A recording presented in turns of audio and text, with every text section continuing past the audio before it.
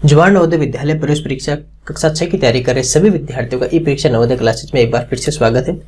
जैसा कि आप सभी को पता है कि ई परीक्षा ने आपकी एग्जाम की तैयारी को और बेहतर करने के लिए, उसे जांचने के लिए मॉडल पेपर सीरीज आरंभ की है, क्योंकि आपके एग्जाम बहुत ही नजदीक है।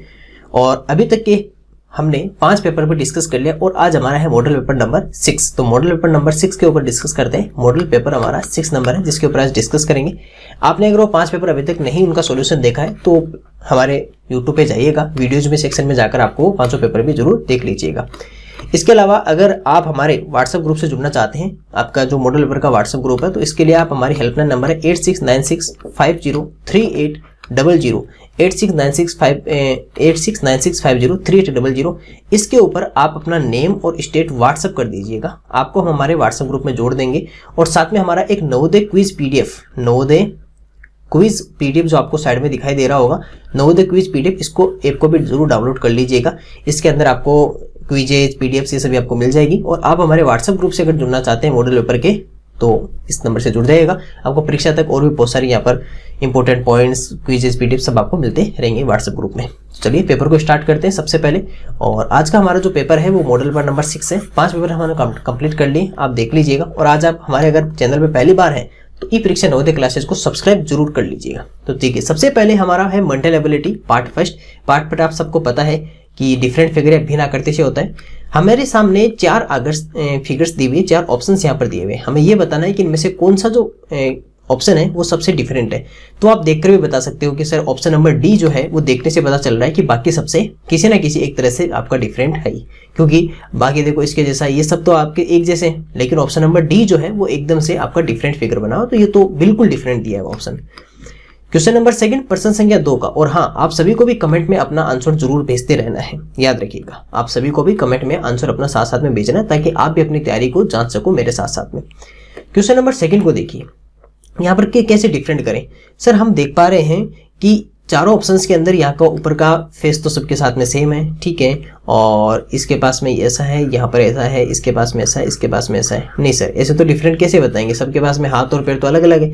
लेकिन सर एक तरीका है, फिर भी कोई ना कोई तरह से तो ये डिफरेंट फोन करना ही पड़ेगा। देखो सर, इसके पास में हैंड और जो लेग है, हाथ और पैर दोनों देखो ऐसे है ना। इसके पास में भी एक ना एक तो इसके जैसा ही है, चाहे ऊपर या नीचे हो, लेकिन इसके पास में तो दोनों एक जैसे ही है, दोनों एक जैसे हैं। तो सर ऑप्शन नंबर जो डी है ना, वो सबसे क्या हो जाएगा, डिफरेंट हो जाएगा, क्योंकि उसके पास में हाथ और पैर दोनों एक जैसे ही हैं। जबकि बाकी सब में ऑप्शन ए, बी और सी तीनों में आपके अलग अलग हैं। इसलिए ऑप्शन नंबर डी आपका इन सबसे डिफरेंट माना जाएगा, इन सबसे भिन्न माना जाएगा, जिसे आप ओड मैन आउट भी कहते हो। क्वेश्चन नंबर 3 प्रश्न संख्या 3 का ऑप्शन बताइए, फटाफट से आंसर बताइए कौन सा होगा राइट आंसर। कुछ बच्चे दोनों आंसर का सही दिया है, चलिए आगे भी सही करना आपको।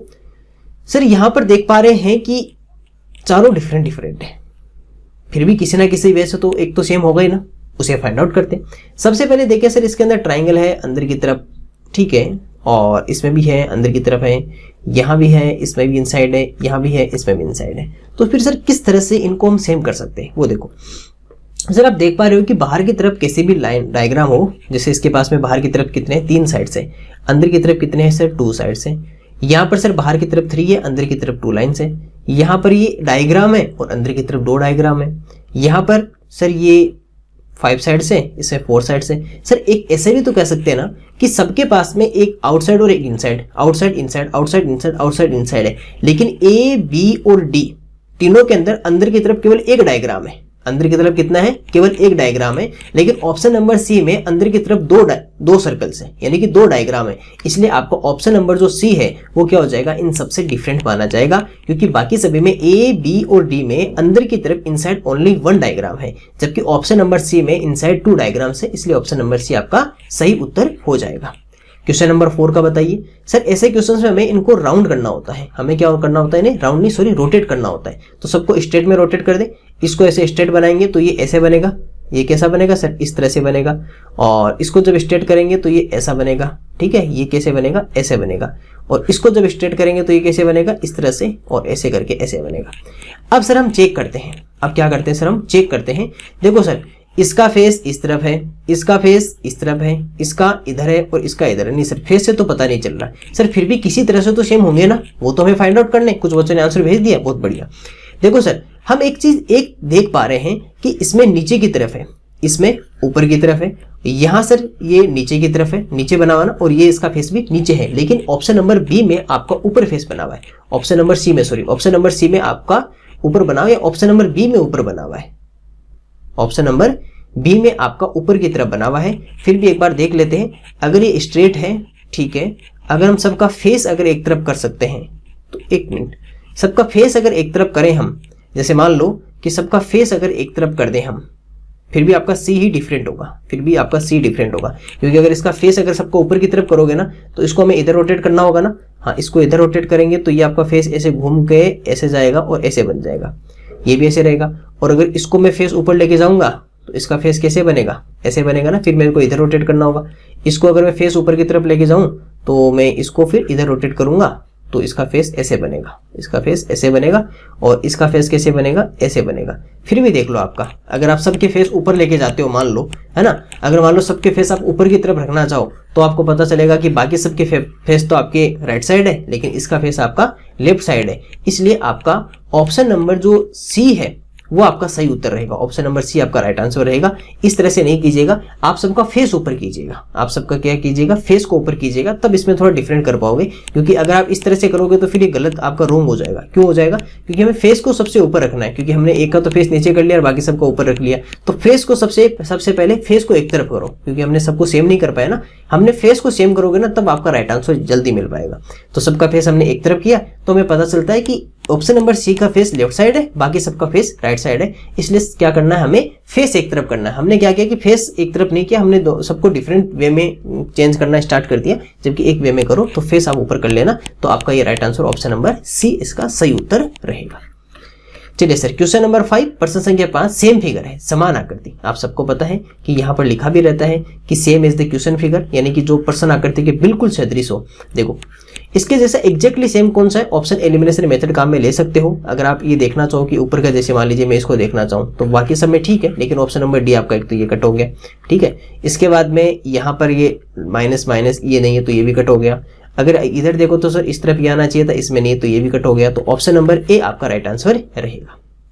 आसान क्वेश्चन से आप सभी भी आंसर सही कर रहे हो, बहुत बढ़िया।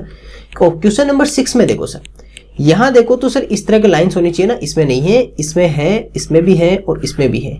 लेकिन सर यहाँ तक देखो, इसका हाफ करके देखो, यहाँ पर ये तो कट हो गया ना, ये ठीक है, ये नहीं हो सकता।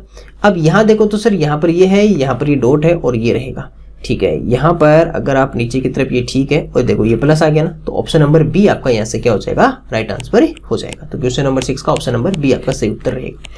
क्वेश्चन नंबर 7, प्रश्न संख्या 7 को देखिए, बताइए फटाफट से आंसर बताइए अपना। देखो सर, हम सबसे पहले एक काम करते हैं, ट्रायंगल्स का देखते हैं। ट्रायंगल्स को, इसमें ट्रायंगल्स ऐसे नहीं है, इसमें तो बीच में कुछ और आ गया, इसमें भी नहीं बैठेगा, और ये रहा सर आपका एकदम बिल्कुल सेम। तो ऑप्शन नंबर डी आपका राइट आंसर हो जाएगा। क्वेश्चन नंबर 7 का ऑप्शन नंबर डी आपका सही उत्तर रहेगा। क्वेश्चन नंबर 8 का आंसर भेजिए फटाफट से। क्वेश्चन नंबर 8 को अगर आप देखना चाहो तो सर आप ऐसे कर सकते हो कि पहले इसको एक चीज को देख लेते हैं सब में। यहाँ प्लस है, इसको कट करो, यहाँ ठीक है, यहाँ ठीक है। इसके बाद में ये जो लाइन बननी चाहिए, ये तो इसमें भी है लाइन, इसमें भी है, लेकिन इसमें नहीं है, तो एक डी और कट हो जाएगा। 2 ऑप्शन तो आपके जा चुके हैं, ठीक है। अब आपका रहा है एक तो देखो बी आपका रॉन्ग हो गया, डी आपका रॉन्ग हो गया। अब ए और सी में देखना है कि सर ए में तो ये ऐसा थोड़ी बना हुआ है, ये देखो यहाँ तो ये ए भी कट हो जाएगा। तो ऑप्शन नंबर सी आपका राइट आंसर रहेगा। क्वेश्चन नंबर 8 का ऑप्शन नंबर सी आपका सही उत्तर रहेगा। क्वेश्चन नंबर 9, प्रश्न संख्या 9, जो आपका किसका है, आपको पैटर्न कंप्लीशन करना है, आपको फिगर आकृति बनानी है। सर हमें लग रहा है कि देखो इस तरह की बनी हुई है, तो यहाँ पर ये ऐसे बनेगा, यहाँ पर ऐसे बनेगा, और ये फिर ऐसे बन के, ये ऐसे बन के ऐसे बनेगा, ठीक है। ये रहा, ये तो है ना, बाकी सब में तो चेंज है। ये देखो ये तो पूरा ही चेंज है, ऐसा थोड़ी है ना, ऐसा नहीं है ना, इस तरह का बना हुआ है, वो ऐसा नहीं बना हुआ। तो 9 का ऑप्शन नंबर ए आपका राइट आंसर रहेगा। क्वेश्चन नंबर 10, प्रश्न संख्या 10 को देखिए। सर क्वेश्चन नंबर 10 की बात करें तो ये ऐसे बनेगा, यहाँ पर ऐसे बनेगा, ये फिर आपका इस तरह से यहाँ आ जाएगा, और एक राउंड यहाँ से इस तरह से यहाँ आ जाएगा। देख लो, नहीं सर ये लाइन एक्स्ट्रा नहीं आ सकती, ये लाइन ऐसे बन सकती, ऐसे आएगी, ऐसे आएगी, ठीक है, बी मिल रहा है, ओके। ये नहीं बन सकता क्योंकि लाइन एक इधर ये भी है, और ये एक एक्स्ट्रा लाइन आ गई। तो ऑप्शन नंबर बी आपका राइट आंसर रहेगा। क्वेश्चन नंबर 10 का ऑप्शन नंबर बी आपका राइट आंसर रहेगा। क्वेश्चन नंबर 11, आप सभी के आंसर्स बहुत बढ़िया, बहुत बढ़िया, शाबाश, आप सभी के आंसर लगभग सही जा रहे हैं, गुड। क्वेश्चन नंबर 11 का देखो क्या पैटर्न बनेगा। सर एक तो क्रॉस बन रहा है अंदर की तरफ, ठीक है, और इसका इधर वाला ब्लैक है तो इसमें यहाँ वाला ब्लैक रहेगा। तो शिवता देख लो कि यहाँ पर किसका ब्लैक है, सर ऑप्शन नंबर डी का आपका ब्लैक है, तो ऑप्शन नंबर डी आपका राइट आंसर रहेगा। क्वेश्चन नंबर 12 प्रश्न संख्या 12 को देखिए। सर पहले इस तरह से ऐसा बॉक्स बनेगा, ये लाइन यहाँ पर आएगी और ये यहाँ से चल के यहाँ चलेगी और ये आपकी यहाँ आएगी, ऐसा बनेगा, ठीक है। तो ऐसा नहीं है सर, इधर नहीं है, फेस किधर आना चाहिए, इधर फेस आना चाहिए था, ये यहाँ पर आएगा, ये यहाँ आएगा, ये यहाँ और ये यहाँ, ठीक है। ये बैक टू बैक बैठ रहा है, लेकिन यहाँ पर ये लाइन कम है, तो ऑप्शन नंबर बी आपका राइट आंसर रहेगा। क्वेश्चन नंबर 12 का ऑप्शन नंबर बी आपका सही उत्तर रहेगा। बहुत बढ़िया, आप सभी ने भी सही आंसर दिया। सर ये हमारे पास में क्या आ चुकी है, सीरीज या जिसे आप श्रृंखला कहते हो। क्वेश्चन की प्रकृति या क्वेश्चन का नेचर देख के पता चल जाना चाहिए कि ये कौन से चैप्टर से क्वेश्चन है। देखो सर, इससे रिलेशन, फिर पैटर्न और फिर पैटर्न कंप्लीट करना है। 1 से 4, 4 से 3 और 3 से फिर कितना आएगा। सर आपने एक बात देखी कि जो लाइन पहले ऐसे थी वो लाइन यहाँ पे रोटेट हो चुकी है, लेकिन लाइन चेंज नहीं हुई है। यहाँ से इन्होंने वापस अपने आप को रोटेट किया, लेकिन इस बार डबल कर लिया, तो लाइन्स तो इस बार कितनी रहेगी, डबल रहेगी। लेकिन 1 से 4 में +3 किया है ना, 1 4 3, अब कितना आना चाहिए। तो सर एक ये फिर ऐसा हो सकता है कि 1 से 4 आया और 4 से, या फिर ऐसे भी कह सकते हो कि सर ये पहले एक ओड और इवन चल रही है, जैसे ये 1 3 इवन है, ओड आ गई, फिर 4 के बाद में यहाँ कितना आएगा सर, यहाँ पर आएगा अपने पास में 6 आएगा। तो ये देखो 6 अब है तो सब में 6, ये नहीं हो सकता, ये नहीं हो सकता, ये नहीं हो सकता, हाँ ये आएगा ऑप्शन नंबर डी। क्योंकि पहले क्या था, सबसे पहले लाइन ऐसे थी, इन्होंने अपने आप को ऐसे रोटेट किया, अब ये डबल लाइन है तो इस बार ये रोटेट होकर कैसे आएगी, इस तरह डबल आएगी और बीच में कितना आ जाएगा, 6 आ जाएगा। इसलिए ऑप्शन नंबर डी आपका सही उत्तर रहेगा, क्योंकि आगे भी 6 ही सब में, तो वो हमें टेंशन ही नहीं है कि कितना आएगा। और देखना चाहो तो 1 का 3, 4 से इवन चल रहा है, तो 4 के बाद में इवन नंबर या सम संख्या कौन सी आएगी, 6। क्वेश्चन नंबर 14 प्रश्न संख्या 14, एक अच्छा क्वेश्चन आप जिसे कह सकते हो। सर हो क्या रहा है कि सबसे पहले 45 डिग्री 45 डिग्री अपने आप को रोटेट कर रहे हैं, ये इधर जा रहा है और ये वाला आपका इधर जा रहा है, लेकिन उसके साथ में अपने आप को चेंज भी कर रहे हैं, क्योंकि अगर ये ऐसे जाएंगे तो ये ऐसे बनेंगे ना, अगर ये ऐसे जाएंगे तो इस तरह से बनेंगे। लेकिन यहाँ देखो इन्होंने क्या किया, अपने आप को रिवर्स में अपने आप को पलट भी लिया। देखो जो ऐसे था ना उसने तो अपने आप को ऐसे बना लिया, और जो ऐसे था उसने आपको ऐसे बना लिया। फिर सर वापस आगे अपने आप को थोड़ा 45 और रोटेट कर रहे, कैसे, पहले इतना था, ये यहाँ से रोटेट हो गए, इतना बना, अब वापस रोटेट हो गए, यहाँ बन गए, फिर से देखो अपने आप को रोटेट कर लिया। इस बार ये वापस यहाँ आएंगे दोनों, अब देखो ये रोटेट होंगे लेकिन अपने आप को चेंज कर लेंगे, अपने आप को कैसे कर लेंगे, इस तरह से कर लेंगे, ये यहाँ आएगा और दूसरा भी इसके ऊपर ही आ जाएगा। अरे सेकंड वाला भी ऐसे तो आएगा ना, दोनों अगर 45 चलेंगे तो यहाँ आ जाएंगे दोनों, तो दोनों एक दूसरे के ऊपर आ जाएंगे और दोनों का फेस कहाँ चला जाएगा, चेंज हो जाएगा। इसलिए आपका ऑप्शन नंबर सी बनेगा, इसमें याद रखना ऑप्शन नंबर सी इसका राइट आंसर रहेगा। बहुत सारे बच्चे इसके अंदर ए कर सकते हैं या बी कर सकते हैं, लेकिन आपका option number C right answer रहेगा, क्योंकि जब दोनों यहाँ से रोटेट होंगे एक दूसरे के ऊपर तो एक दूसरे के ऊपर आ जाएंगे और अपने आप का फेस भी चेंज कर लेंगे वापस से, जो तिकोना है वो वापस कहाँ चला जाएगा, ऊपर की तरफ। तो इसलिए आपका ऑप्शन नंबर सी इसका राइट आंसर रहेगा। तो अच्छा क्वेश्चन है, ध्यान से कीजिएगा। क्वेश्चन नंबर 15 देखिए, सबसे पहले कुछ नहीं था, फिर कितना हो गया, यहाँ पर 0, यहाँ पर कितने आ गए सर 2, 2 से कितना आ गया 4, अब क्या लगता है 0 2 4 और यहाँ पर कितने आने चाहिए 6, पता कर लो इसमें कितने हैं 5 6 5 5। तो सर ऑप्शन नंबर बी आपका क्या रहेगा सर, राइट आंसर रहेगा। बाकी अंदर वाले में कोई चेंज नहीं है तो सर्कल का सर्कल रहना ही है, इसलिए आपको ऑप्शन नंबर बी 15 का राइट आंसर रहेगा। क्वेश्चन नंबर 16 प्रश्न संख्या 16 को देखिए, यहां से यहां तक क्या चेंज हुआ, फिर इसमें क्या पैटर्न है और वही पैटर्न फिर आगे बढ़ाते हुए आंसर फाइंड आउट करना है। सर सबसे पहले हुआ था ये कि जो सर्कल अंदर है वो सर्कल बाहर आ जाता है, और जो बाहर 5 साइड्स है वो अंदर कितनी हो जाती है 4 साइड्स। अब ये अंदर वाला तो बाहर आ गया और सर्कल अंदर की तरफ चला गया, लेकिन 4 साइड से कितनी हो गई 2 साइड्स हो गई। अब क्या होगा कि सर्कल तो आएगा बाहर और जो 3 साइड्स है वो कितने में कन्वर्ट हो जाएगी 2 साइड्स में कन्वर्ट हो जाएगी। इसलिए आपका ऑप्शन नंबर बी आपका राइट आंसर रहेगा। कितना रहेगा ऑप्शन नंबर बी, क्योंकि इसके अंदर 2 लाइंस या 2 साइड्स किस में केवल प्लस में है, लेकिन सर्कल बाहर आएगा, याद रखिएगा, क्योंकि पहले सर्कल इनसाइड था, फिर आउटसाइड, फिर इनसाइड और इस बार आउटसाइड है। 5 4 3 और 2 लाइंस रहेगी, कितनी रहेगी 2 लाइंस। इसलिए आपका ऑप्शन नंबर बी इसका सही उत्तर रहेगा। क्वेश्चन नंबर 16 का ऑप्शन नंबर बी आपका राइट आंसर रहेगा। चलिए क्वेश्चन नंबर 17 प्रश्न संख्या 17, सर एनालॉजी या सादृश्यता जिसे कहते हो कि फर्स्ट और सेकंड में जो आपका रिलेशन है वही आपका थर्ड और फोर्थ में रिलेशन होना चाहिए। कुछ क्वेश्चंस अच्छे हैं, उनको ध्यान से कीजिएगा। सर यहाँ क्या हो रहा है, सर ऐसा लग रहा है ना कि यहाँ कोई मिरर या दर्पण प्रतिबिंब हो गया होगा, इसका जस्ट देख लो, ये देखो इसका जस्ट मिरर बन रहा ना, तो सर यहाँ भी फिर मिरर लगाओ।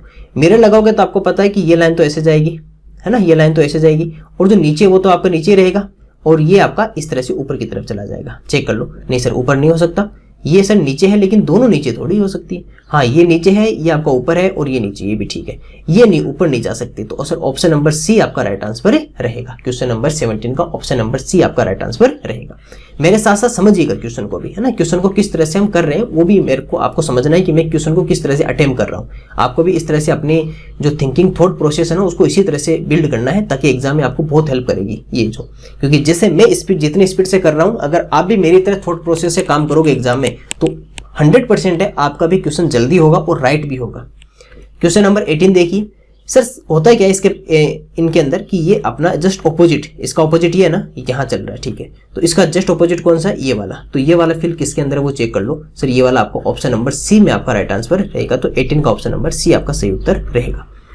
क्वेश्चन नंबर 19 में क्या हो रहा है कि सर इसके अंदर जैसे 2 थे, तो इसमें से एक कट हो गया, तो एक बच गया। तो यहाँ पर भी क्या होगा, एक कट हो जाएगा, एक रह जाएगा। तो ऑप्शन नंबर ए आपका राइट आंसर आ जाएगा। ये तो आसान क्वेश्चन था। क्वेश्चन नंबर 20% संख्या 20 में देखो क्या चेंज हो रहा है। सर जो ऊपर था वो कहाँ गया? नीचे। तो यहाँ पर भी क्या होगा, जो ऊपर था वो कहाँ जाएगा? नीचे। इसलिए आपको ऑप्शन नंबर बी इसका राइट आंसर हो जाएगा क्वेश्चन नंबर 20 का। आसान क्वेश्चन थे। ये हमारे पास में क्या है सर? ज्योमेट्रिकल फिगर कंप्लीशन, ज्यामितीय आकृति पूर्ति, एक आसान चैप्टर कह सकते हो जिसे। क्या करना है सर? हमें ऑप्शन एलिमिनेशन मेथड काम में लेना है। तो क्या सर इस तरह का बन रहा है, यहाँ पर ये भी बन रहा है, ऐसे साथ साथ में देखते जाना उधर। ठीक है, ठीक है, ओके गुड। नहीं सर ये तो नहीं बैठेगा, ये भी ठीक है, लेकिन ये ऐसा कहाँ है? ऐसा तो है नहीं। तो ऑप्शन नंबर ए आपका राइट आंसर रहेगा क्वेश्चन नंबर 21 का। ऑप्शन नंबर ए सही उत्तर है। क्वेश्चन नंबर 22, यहां तक ठीक है। नहीं सर ऐसा नहीं है। कैसा है? इस तरह से बन के ऐसा बन रहा है।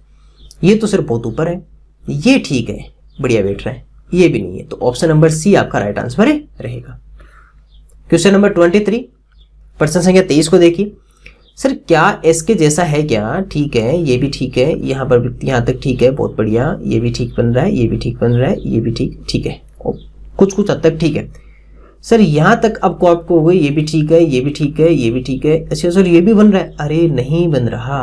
क्यों नहीं बन रहा? देखो दोनों में चेंज मैं बताता हूँ कहाँ है। फिर से वही जो एक क्वेश्चन हमने किसी एक मॉडल पर में किया था ना, सेम उसके जैसा है। यहाँ तक का देखो और इसमें यहाँ का देखो। अब देखना दोनों मैंने हाईलाइट कर दिए, चेंज है ना। इसके अंदर तो ऐसे बना दिया, जबकि यहाँ पर कैसे? ऐसे बन के ऐसे, देख लो से, ऐसे बन के ऐसे बन के ऐसे है। तो कौन सा होगा? ये तो नहीं हो सकता, ये तो बिल्कुल भी नहीं हो सकता। यहाँ पर ऐसा क्या बना दिया, देखो यहाँ दिखाता हूँ मैं आपको हाईलाइट करके।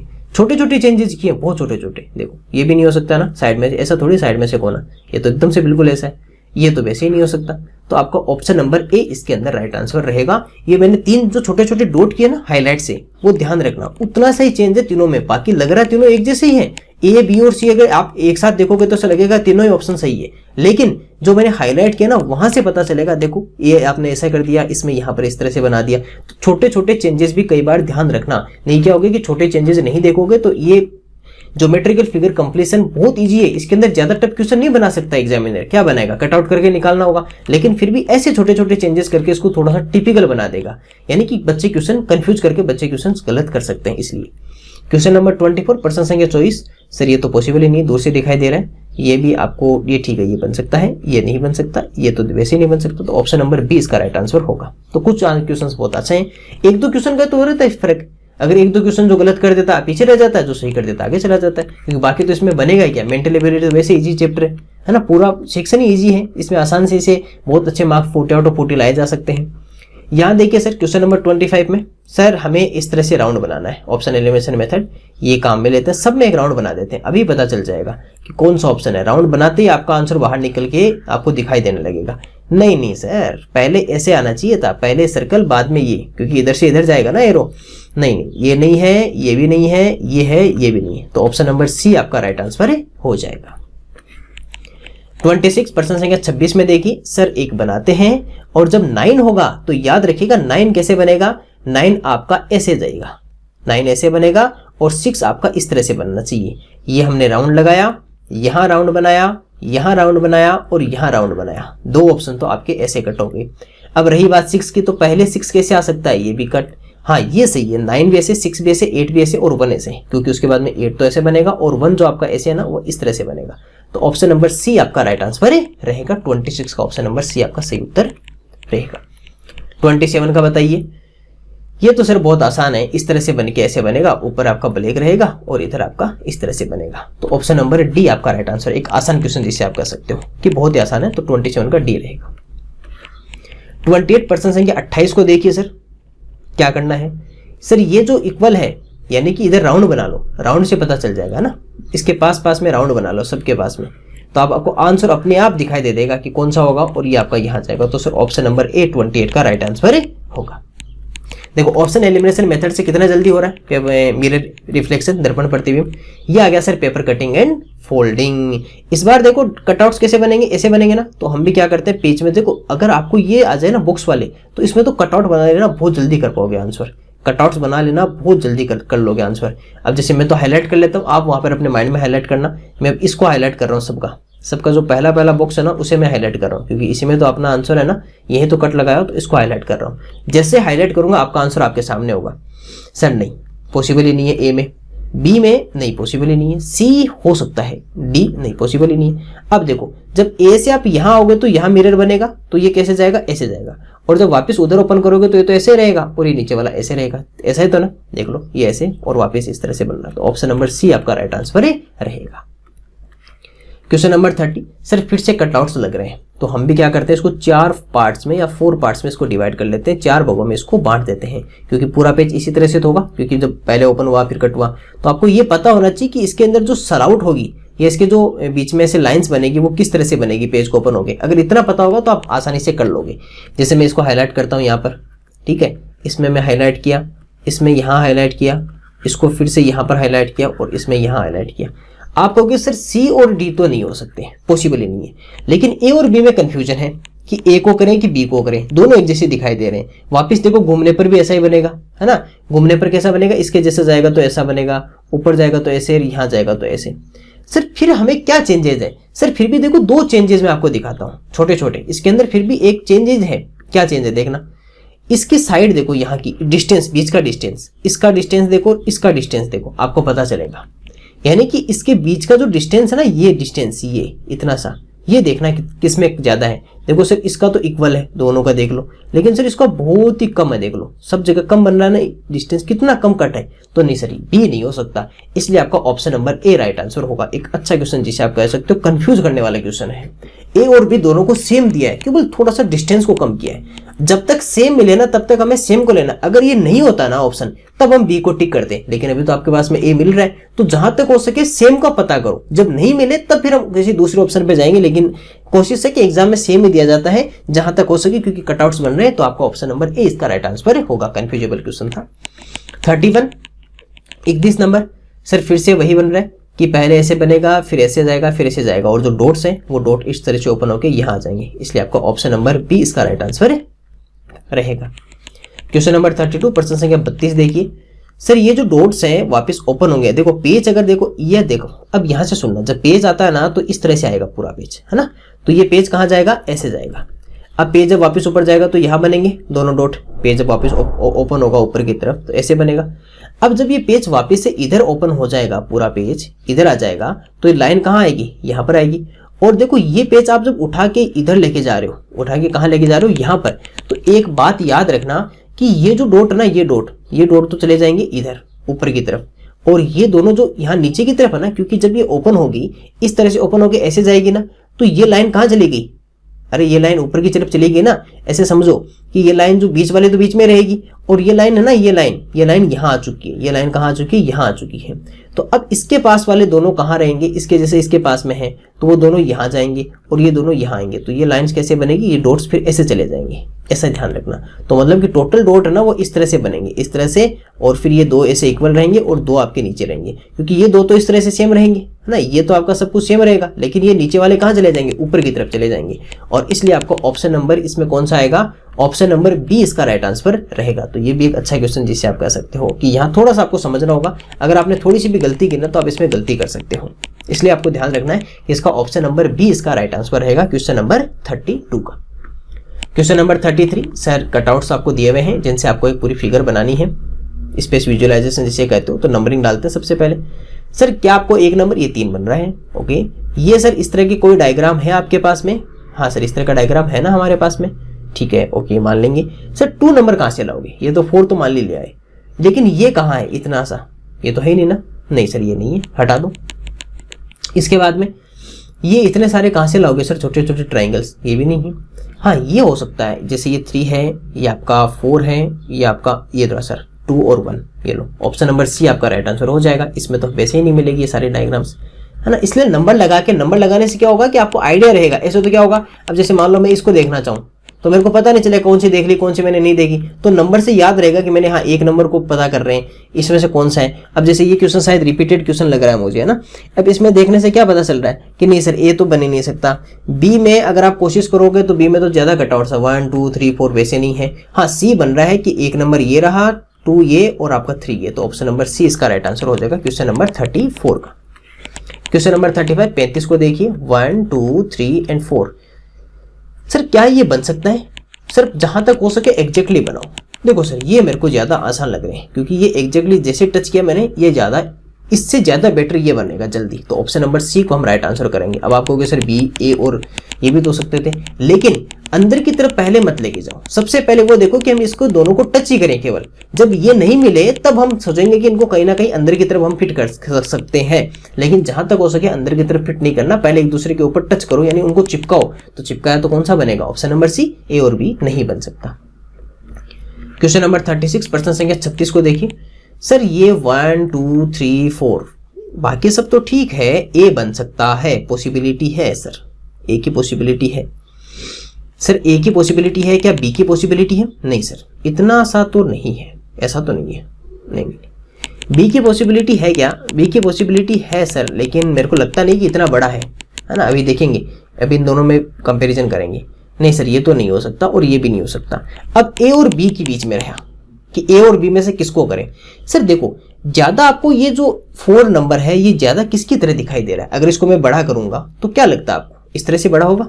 नहीं सर ये आपका स्क्वायर है, ये आपका कैसा है, स्क्वायर है, यानी कि वो सभी साइड्स इसके बराबर बराबर है। जैसे ये आपने बनाया ना, ये आपका स्क्वायर है, इसकी सभी साइड्स इक्वल है। लेकिन सर ये तो बहुत ज्यादा ऐसे हो गया, ये तो कैसे हो गया, बड़ा हो गया। जबकि इसको बड़ा करोगे तो ये ऐसा नहीं, इसके जैसा दिखाई देगा। तो ऑप्शन नंबर ए आपका राइट आंसर रहेगा। इसको भी आप स्टार कर सकते हो कि सर ये भी कंफ्यूजेबल क्वेश्चन दे दिया। तो जब इसको आप बड़ा करोगे ना 4 नंबर को, तो ये आपको इस तरह का डायग्राम देगा, ऐसा पतला नहीं देगा, ऐसा नहीं कि बीच में, क्योंकि इसकी जो डिस्टेंस है ना बीच में, देखो डिस्टेंस दोनों तरफ इक्वल डिस्टेंस है, दोनों तरफ देखो इक्वल डिस्टेंस है ना, तो इक्वल डिस्टेंस रहनी चाहिए यहाँ पर। इसमें तो क्या इधर तो ज्यादा कम है और इधर ही आपकी बहुत ज्यादा है, इसलिए आपका ऐसा नहीं दिखाई देगा। तो आपको इसका भी बहुत ध्यान रखना है। ऐसे कई बार ऐसे कंफ्यूजेबल क्वेश्चंस भी दिए जा सकते हैं एग्जाम में, तो वहां बहुत ही सावधानी से आपको काम करना होगा। हिडन या इम्बेडेड फिगर है, छिपी हुई या निहित आकृति जिसे आप कहते हो, एक आसान क्वेश्चन है। देखो सर अगर मैं छिपी हुई या निहित आकृति की अगर मैं बात करूं तो सर इसमें कौन सा हो सकता है, सबसे पहले यहां देखते हैं। देखो सर क्वेश्चन नंबर 37 को, इसमें ये कहां छुपी हुई है। सर यहां देखते हैं तो नहीं, पॉसिबल ही नहीं है, नहीं पॉसिबल है सर, अभी मेरे को लगता है पॉसिबल है, ये ऐसा नहीं हो सकता, पॉसिबल नहीं है। हाँ सर इसी में है, बाकी कहीं दिखाई दे रहा तो देखो एक बार, लाइनें नहीं है, इसमें है लेकिन ये बीच में यहाँ लाइन नहीं है। तो सर ऑप्शन नंबर ए आपका राइट आंसर हो जाएगा। क्वेश्चन नंबर 38 प्रश्न संख्या 38। आप सभी के आंसर्स बहुत बढ़िया कमेंट में आ रहे हैं, कंटिन्यू गुड, अपनी तैयारी को बहुत बढ़िया इसी तरह से कंटिन्यू रखो। इसमें नहीं सर ये नहीं है, ये रहा सर, ये तो है ना आपका, तो ऑप्शन नंबर बी आपका राइट आंसर हो जाएगा। 39 प्रश्न संख्या 39 को देखिए। सर यहां देखते हैं हम 38 में बी, 39 को देखो सर, यहां देखते हैं तो ऐसा टी कहां बन रहा है, ये रहा सर टी, दूर से दिखाई दे रहा है कि ये यहीं बनेगा। तो सर ऑप्शन नंबर सी आपका राइट आंसर हो जाएगा, क्योंकि बाकी किसी में लाइन ही नहीं है, सीधी लाइन तो होनी चाहिए ना कम से कम टी के लिए, तो वही नहीं है, तो ऑप्शन नंबर सी आपका राइट आंसर होगा। क्वेश्चन नंबर 40 देखो सर, सर बाकी सब तो ठीक है, लाइन भी बन रही है, लेकिन ये यहाँ ऐसा नहीं है, नहीं सर ये नहीं हो सकता।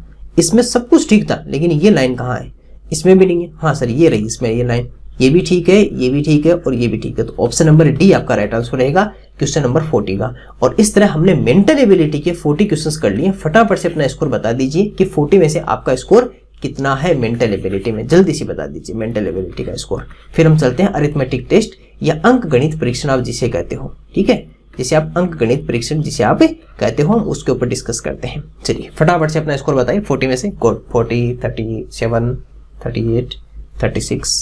ओके, कुछ क्वेश्चंस अगर आपके गलत हो रहे हैं तो प्लीज उनकी थोड़ा सा प्रैक्टिस करो, वापस से उनको देखो क्यों गलत हो रहे हैं, गलत नहीं होने चाहिए ना, चलिए इसका भी स्कोर जरूर बताइएगा 60 में से फिर कितना रहता है अरिथमेटिक टेस्ट, क्योंकि ये भी आपको नंबर सिलेक्शन यही दिलाएगी है ना।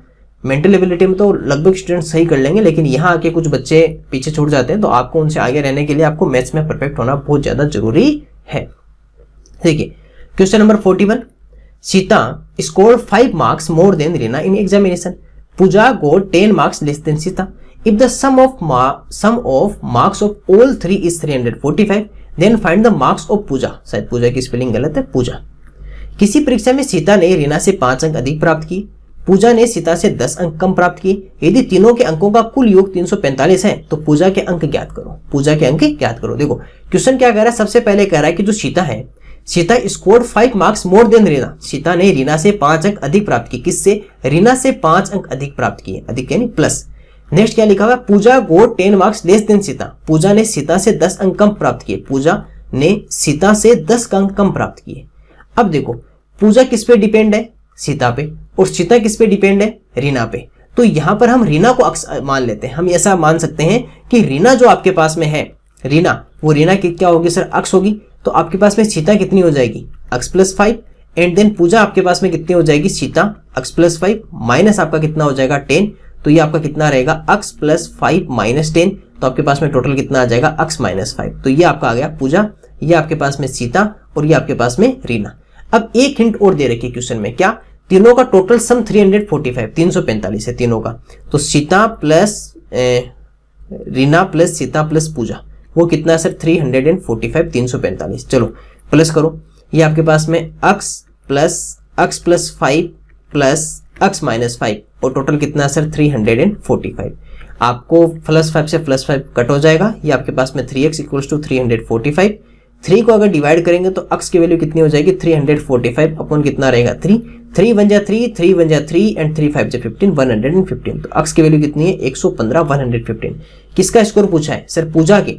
तो पूजा एक्चुअल में कितनी है, अगर मैं आपसे ये पूछूं कि यहाँ से पूजा कितनी है, तो पूजा आपके पास में है अक्स माइनस 5, अक्स माइनस से 5 है, तो यहाँ से कितना रहेगा सर, 115 माइनस 5, तो आपके पास में कितना आ जाएगा, 110, 110 कितना आ जाएगा सर, 110। तो 110 क्या रहेगा सर, यहाँ से पूजा का स्कोर कितना रहेगा, 110। एक अच्छा क्वेश्चन है नंबर सिस्टम का, जिसे आप कह सकते हो कि सर अच्छा क्वेश्चन है, जहां से आपको समझना होता है कि प्लस अक्स किसे लेना होता है। यहाँ पर बच्चे अक्स किसको मानना होता है, ये इसमें कंफ्यूज हो जाते हैं। तो आपको ध्यान रखना, अक्स किसको माना जाता है, जो सबके ऊपर डिपेंड है। जैसे पूजा किस पे डिपेंड है, सीता पे। अब सीता किस पे डिपेंड है, रीना पे। तो हमें रीना को अक्स मानना है, और जब रीना को अक्स आप अज्यूम करोगे तो उसके बाद में फिर रीना से सीता निकलेगी, सीता की अक्स की वैल्यू आएगी, और फिर उस सीता का वैल्यू रख के हम पूजा का फाइंड आउट करेंगे। फिर तीनों का सम दिया हुआ था तो अक्स की वैल्यू आ जाएगी, और उसके बाद में हम पूजा का तो बहुत ही आसानी से फाइंड आउट कर सकते हैं अक्स की वैल्यू आने पर, क्योंकि अक्स माइनस 5 तो पूजा है, तो 115 माइनस 5 कितना हो जाएगा, 110, 110 हो जाएगा। चलिए question number 42, If the largest 3-digit number is subtracted from the smallest 5-digit number, the answer will be, यदि 3 अंकों वाली सबसे बड़ी संख्या को 5 अंकों वाली सबसे छोटी संख्या में से घटाया जाए तो शेष क्या होगा, लार्जेस्ट 3-digit नंबर। तो 3 डिजिट की तो क्या चाहिए सर, हमें लार्जेस्ट नंबर चाहिए, पहला इंपॉर्टेंट पॉइंट। तो लार्जेस्ट नंबर कौन सा होगा, 999, 999 सबसे बड़ी संख्या। 5 अंकों वाली सबसे छोटी संख्या, 5 डिजिट की स्मॉलेस्ट नंबर, 5 डिजिट की स्मॉलेस्ट नंबर, तो वो क्या होगा, 1000 होगा। ये तो होगा ना 1 2 3 4 5, तो 1 2 3। अब क्या करना है, इनका सब्ट्रैक्ट करना है, इनको क्या करना है, एक दूसरे में से घटाना है। तो चलो इनको घटा देते हैं, 10000 माइनस 999, और माइनस करोगे तो कितना आ जाएगा सर, यहाँ से ये 0, ये 10, ये 9, ये 10, ये 9, ये 10, ये 9 और ये 10, तो 100000 आ जाएगा। तो आंसर कितना आ जाएगा आपका 1, इसका राइट आंसर। सॉरी, इसमें बाद में यहाँ पर 9 रह जाता ना, ये हमने 9 भूल गए, इसका यहाँ से ये 3 ही माइनस हो रहे हैं ना, एक तो आपके 9 आ जाएगा, ये यहाँ से कितना आ जाएगा 9, तो 9001, 9001 आपका राइट आंसर रहेगा। ऑप्शन नंबर डी इसका सही उत्तर रहेगा। आसान क्वेश्चन था। Question number 43, the difference between 2 numbers is 14, their sum is 20, then product will be. 2 संख्याओं का अंतर 14 है, उनका योग आपका 20 है, तो उनका गुणनफल क्या होगा। देखो इसके लिए आपको एक पॉइंट याद रखना है, इसके लिए पॉइंट याद रखना है। जैसे पहला क्या कहा है कि 2 संख्याओं का डिफरेंस, तो a माइनस बी कितना है सर आपके पास में 14, और a plus B a plus B, ये आपका कितना है सर 20, a प्लस बी कितना है 20 सम किया हुआ है ना। दो संख्या मान लेता हूँ, a और b आपकी दो नंबर्स होगी, जैसे एक नंबर a होगी एक नंबर b होगी। जब भी आपके पास में ऐसी इक्वेशंस बन जाए, कैसी, जब आपके पास में उन्हीं नंबर्स को तो पहले माइनस कर रहा हो और उन्हीं नंबर्स को फिर प्लस कर रहा हो, यानी कि सम और डिफरेंस सेम नंबर का दिया हो, सेम संख्याओं का, समान संख्याओं का तो घटाओ और समान संख्याओं का योग दिया हो, तो आपको इन दोनों नंबर्स का फाइंड आउट करना हो। अगर ये दोनों नंबर फाइंड आउट करनी हो ए और बी, इसके लिए दोनों इक्वेशंस को प्लस कर देना, एक समीकरण 1 और समीकरण 2, या इक्वेशन 1 और इक्वेशन 2 को प्लस कर देना। यहां से क्या होगा कि a minus B plus A plus B और इक्वल्स टू कितना हो जाएगा 40 प्लस 20। ये याद रखना जो फैक्ट बता रहा हूं कि अगर आपको टू नंबर्स का सम और टू नंबर्स का डिफरेंस दिया हो तो दोनों इक्वेशंस को प्लस कर देना है। प्लस करते आपके पास में ए और बी दोनों की वैल्यू आ जाएगी। कैसे, जब अब इस ब्रैकेट को ओपन करूंगा तो ये तो क्या रहेगा a माइनस बी, क्योंकि बाहर की तरफ प्लस का साइन है, कोई साइन है तो प्लस का होता है, यहां भी प्लस का साइन है तो a प्लस बी, और इक्वल्स टू कितना आ जाएगा मेरे पास 34। अब देखो b से तो b आपका 0 हो जाएगा, क्योंकि b में से b माइनस होके a और a प्लस होके कितना हो जाएगा 2a, और इक्वल्स टू कितना हो जाएगा 34। तो a की वैल्यू कितनी हो जाएगी, 2 को उधर डिवाइड करोगे तो 34/2, तो आपके पास में कितना आ गया 17। तो a की वैल्यू आपके पास में कितनी आ गई 17 है, 17 तो आ गई a की वैल्यू। अब ये a की वैल्यू इक्वेशन 1 में रखें या इक्वेशन 2 में, इसका भी आपको फैक्ट बता रहा हूं।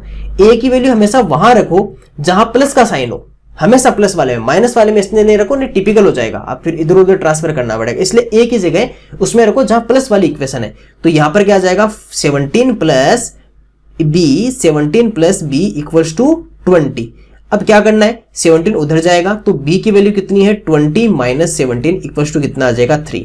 तो b की वैल्यू मेरे पास कितनी है 3, या b की मान कितना है 3। अब क्या पूछा, इनका गुणनफल, इनका प्रोडक्ट पूछा है, a और b तो दोनों आ चुकी है, आपको प्रोडक्ट पूछा है, तो प्रोडक्ट क्या हो जाएंगे a मल्टीप्लाई b, तो आपके पास में कितना हो जाएगा 17 है ना a की वैल्यू, तो ये क्या आ जाएगा 17 मल्टीप्लाई 3, और आपके पास में कितना आ जाएगा 51 या 51 आपका राइट आंसर रहेगा। 51 इसका सही उत्तर रहेगा, इसका आंसर रहेगा सर 51 या 51। तो याद रखिएगा, जब भी आपके पास में a प्लस बी या a माइनस बी का आ जाए तो आपको पहले उन दोनों को इक्वेशंस को प्लस कर देना है, फिर जो भी एक नंबर की वैल्यू है उसको हमेशा प्लस वाले इक्वेशन में रखना है, और आपका राइट आंसर आपको मिल जाएगा।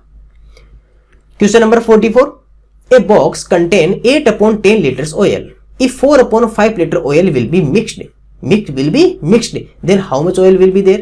एक डिब्बे में 8/10 लीटर तेल था, इसमें 4/5 लीटर तेल और मिलाने पर कितना तेल हो जाएगा। देखो सबसे पहले आपके पास में 8/10 लीटर था, आपने क्या किया, निकाला या जोड़ा, सर उसमें और प्लस कर दिया, प्लस कितना मिक्स कर दिया ना 4/5। अब कितना हो गया 10 आपका एलसीएम, 8 प्लस ये कितना आ जाएगा 8, तो 8 और 8 16, तो 16/10 कह सकते हो, या फिर दोनों को डिवाइड करोगे तो 2 से, तो 8 आपका कितना आ जाएगा 5। तो अभी वर्तमान में कितना है 8/5, 16/10 नहीं है ना, तो आपका कितना हो जाएगा 8/5, 8/5 आपका राइट आंसर रहेगा। कितना रहेगा सर इसमें 8/5, 8/5 इसका राइट आंसर रहेगा।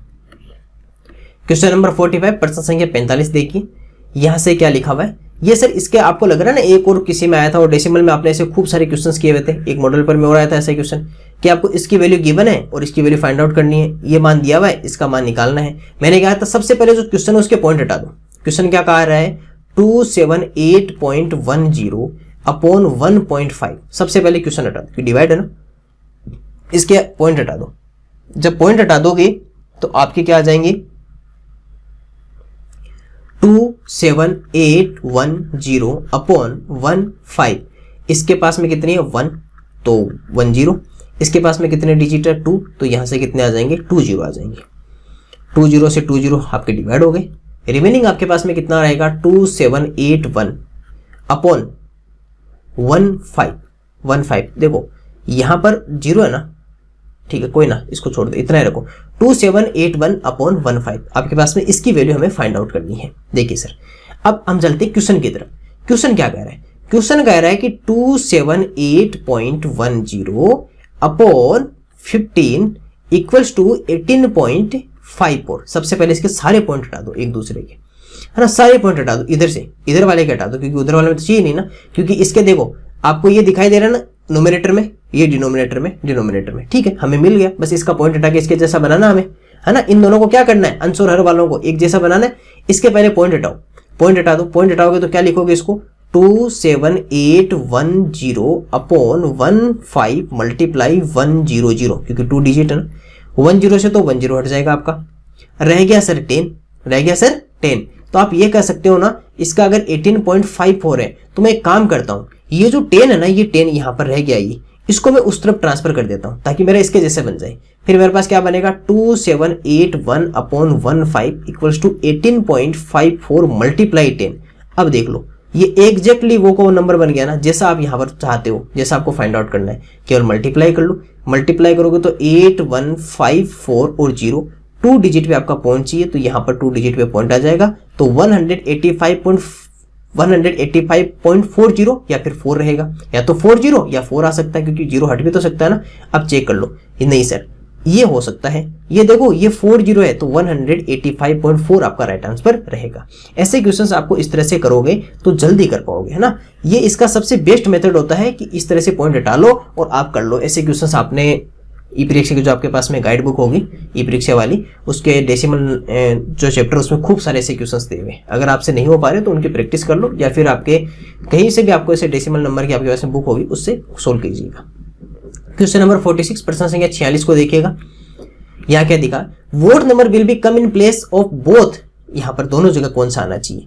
अब आपको ये पता है कि ऐसा कुछ लिखा हुआ है कि 6 मल्टीप्लाई यहाँ कितना है 54 और इक्वल्स टू कितना है 1, आंसर कितना आना चाहिए 1। अब देखो यहाँ पर इस बॉक्स में मैं कौन सी नंबर रखूं, और देखो दोनों सेम है, यानी कि स्टार है ना, तो दोनों जगह सेम नंबर आनी चाहिए। दोनों स्टार सेम है ना, दोनों आपके स्टार सेम है, तो इन ऑप्शंस में से वो ऑप्शंस रखो कि ताकि आपकी वैल्यू 1 हो जाए।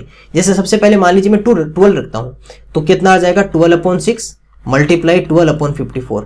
क्या लगता है आपको 1 आएगा? क्या लगता है आपको 1 आएगा क्या? चेक करते हैं, देखो चेक करते हैं, यहां से इसको चेक करते हैं। इसको अगर डिवाइड करेंगे तो 2 टाइम्स कटेगा और 2 इसको काटेगा 27 टाइम कटेगा। नहीं सर 12 का तो इसमें डिवाइड ही नहीं होता। अगर 12 का अगर डिवाइड भी करते हो 3 का मान लीजिए, 3 4 जा और 3 9 जा, तो आंसर कितना आ रहा है 4/9। नहीं सर ऑप्शन नंबर ए से तो नहीं होगा सही। बी रखे देखो सर 36/6 मल्टीप्लाई 36/54। देखो सर क्या डिवाइड होता है, 6 से करोगे तो 2 टाइम्स होगा, और ये देखो दोनों 9 का डिवाइड हो रहा है ना, 9 4 जा 36 और 9 5 जा 9 6 जा 54। ठीक है, तो कितना आ गया 2 मल्टीप्लाई 4/6। अब इसको देखो, ये इसको डिवाइड करेगा तो 3 टाइम, कितना आ गया सर 4/3 4/3। नहीं सर ये भी नहीं रहेगा, 4/3 भी नहीं बैठेगा। नहीं सर ये भी नहीं होगा, 2 ऑप्शन तो आपके रॉन्ग हो गए। चलिए ऑप्शन नंबर सी पे चलते हैं, है ना। क्या चलते हैं सर, ऑप्शन नंबर सी की तरफ चलते हैं। ऑप्शन नंबर सी कितना है 18, तो 18/6 मल्टीप्लाई 18/54। देखिए सर डिवाइड हो रहा है क्या, 6 2 जा 6 3 जा 18 और 18 3 जा 54 और 3 से 3 डिवाइड हो जाएगा, तो आंसर कितना आ गया 1। हाँ सर वो 18 वो नंबर है, जब इन दोनों जगह आप हिट करते हो तो 18 से आपका आंसर कितना आएगा 1 आपका राइट आंसर रहेगा। 18 या 18 से आपका राइट आंसर 1 रहेगा। तो ये था सर हमारा क्वेश्चन नंबर 46। 47 को देखिए, ये कह रहा है कि इसका ये किसके इक्वल है। ठीक है, पहले इसको मिक्स फ्रैक्शन में सिंपलीफाई कर लीजिए। 4 2 जा 8 और 1 9, तो 9/2 मल्टीप्लाई 5 3 जा 15 और 2 17 17/3 मल्टीप्लाई 17 5 जा 85 85 और 4 कितना होता है 89, तो 89 अपॉन आपके पास में कितना रहेगा 17। देखो 17 से 17 डिवाइड हो गया, 3 से 3 आपका 3 टाइम्स हो जाएगा और 89 आपका 89 ही रहेगा। 89 को 3 से मल्टीप्लाई करोगे 9 3 जा 27 2 कैरी रहेगा, 8 3 जा 24 और 26 अपॉन कितना रहेगा, ये डिवाइड नहीं हो रहा, तो 267/2, तो ऑप्शन नंबर ए आपका राइट आंसर हो जाएगा। आसान क्वेश्चन था। देखो छोटे छोटे क्वेश्चन से आप आसानी से कर भी सकते हो, अगर थोड़े से वापस 1-2 बार इनकी प्रैक्टिस कर लीजिएगा। अगर ये भी नहीं हो रहे तो कम से कम पहले इनकी तो प्रैक्टिस करो। Which number will be come in place of star, star की जगह कौन सा आएगा। देखो प्लस का साइन है, दैट मीन्स 4 4 8 8 अपॉन में कितना आएगा 2 2 स्टार 8 और अपॉन में प्लस है ना, प्लस होकर कितना आ रहा है 6 7 3 6। अब क्या लगता है आपको, जैसे 8 और 8 आपके पास में कितना होता है 16, 1 आपका कैरी रहेगा, 8 और 1 9, 8 और 1 9, तो देखो यहां से हो गया। अब इसको फाइंड आउट कर लेते हैं कैसे करके इस स्टार की जगह ऐसा क्या रखें कि यहाँ पर 3 आ जाए।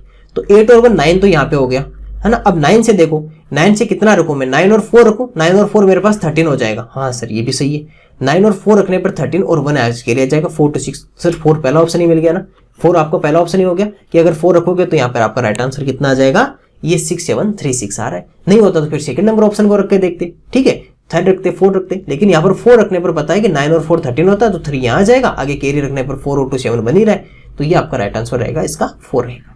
Question number 49, observe the squares made of match sticks. Match stick से कुछ स्क्वायर्स बन रहे हैं, माचिस की तीलियों से बने वर्गों का परीक्षण कीजिए। ठीक है, ये कह रहा है कि number of squares number of sticks, जैसे एक स्क्वायर बना रहे हो आप पहला, तो आपको 4 स्टिक्स का रिक्वायर्ड है।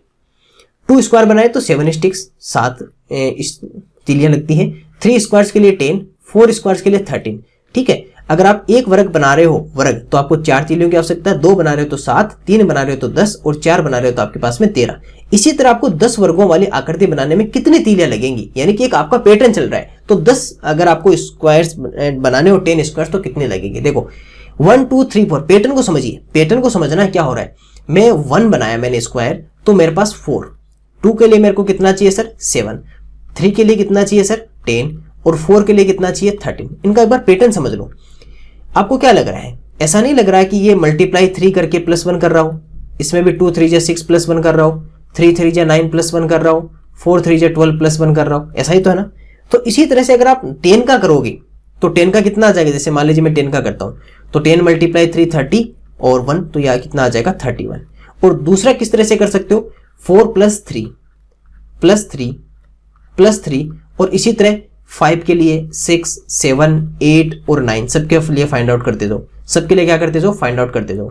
13 + 3 16, 16 + 3 19, 19 + 3 कितना हो जाएगा 22, 22 + 3 कितना हो जाएगा मेरे पास 25, 25 और +3 कितना हो जाएगा 27, 28 और 28 और +3 कितना हो जाएगा 31। तो दोनों मेथड से आप फाइंड आउट कर सकते हो कि आपको तीलियों की संख्या किस तरह से बढ़ा रहे हो। हर टाइम 3 3 एक्स्ट्रा लग रही है, देख लो आपको, देख लो पहले यहाँ पर 4 थे, फिर 3 फिर 3 फिर 3, यानी 3 3 एक्स्ट्रा आपको स्टिक्स यूज करनी पड़ रही है। एक स्क्वायर बढ़ाने पर 3 लग रही है। देखो देखो कैसे कि पहला वाला तो बना हुआ है, फिर 1 2 3 तो किया, यहां तक तो बना हुआ था 1 2 3 किया, यहां तक बना हुआ था 1 2 3, यानी कि 3 3 स्टिक्स आपको और रिक्वायर्ड है। इसलिए आपका राइट आंसर कितना हो जाएगा इसका 31 या 31 इसका राइट आंसर रहेगा। अच्छा क्वेश्चन, एक अच्छा क्वेश्चन कह सकते हो ना।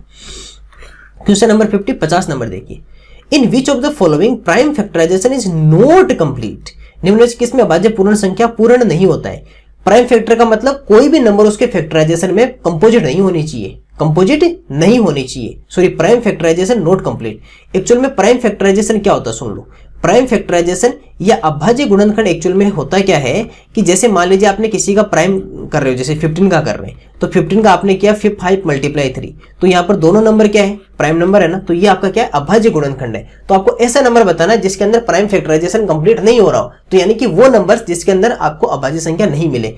15 में दोनों प्राइम नंबर है, 3 2 2 7 प्राइम नंबर है, 2 2 5 प्राइम नंबर है, लेकिन 7 × 4 तो ये आपका प्राइम नंबर नहीं है, अभाज्य संख्या नहीं है। इसलिए आपका कौन सा होगा अभाज्य गुणनखंड पूर्ण किसका नहीं हो रहा 28 का नहीं हो रहा। बाकी मल्टीप्लाई भी करना साथ में कि क्या मल्टीप्लाई करने पर यही नंबर बन रहा है क्या, कहीं ऐसा तो नहीं हो कि प्राइम फैक्टराइजेशन तो हो ही नहीं रहा लेकिन प्राइम फैक्टर्स तो दिए हुए, लेकिन वो ऐसे जैसे मान लीजिए मैं आपको ये लिख देता हूँ 15 और मैंने लिख दिया 5 × 2 लिख दिया, आप कहोगे सर इसमें तो प्राइम फैक्टर हो जाएंगे, लेकिन ये देखो कि 5 × 2 तो 10 होता है, ये तो इसका फैक्टर ही नहीं है, तो ये भी तो नहीं है ना, ये भी तो प्राइम फैक्टराइजेशन कंप्लीट नहीं हो रहा है इसका, क्योंकि इसका तो 5 × 2 तो 10 हो रहा है।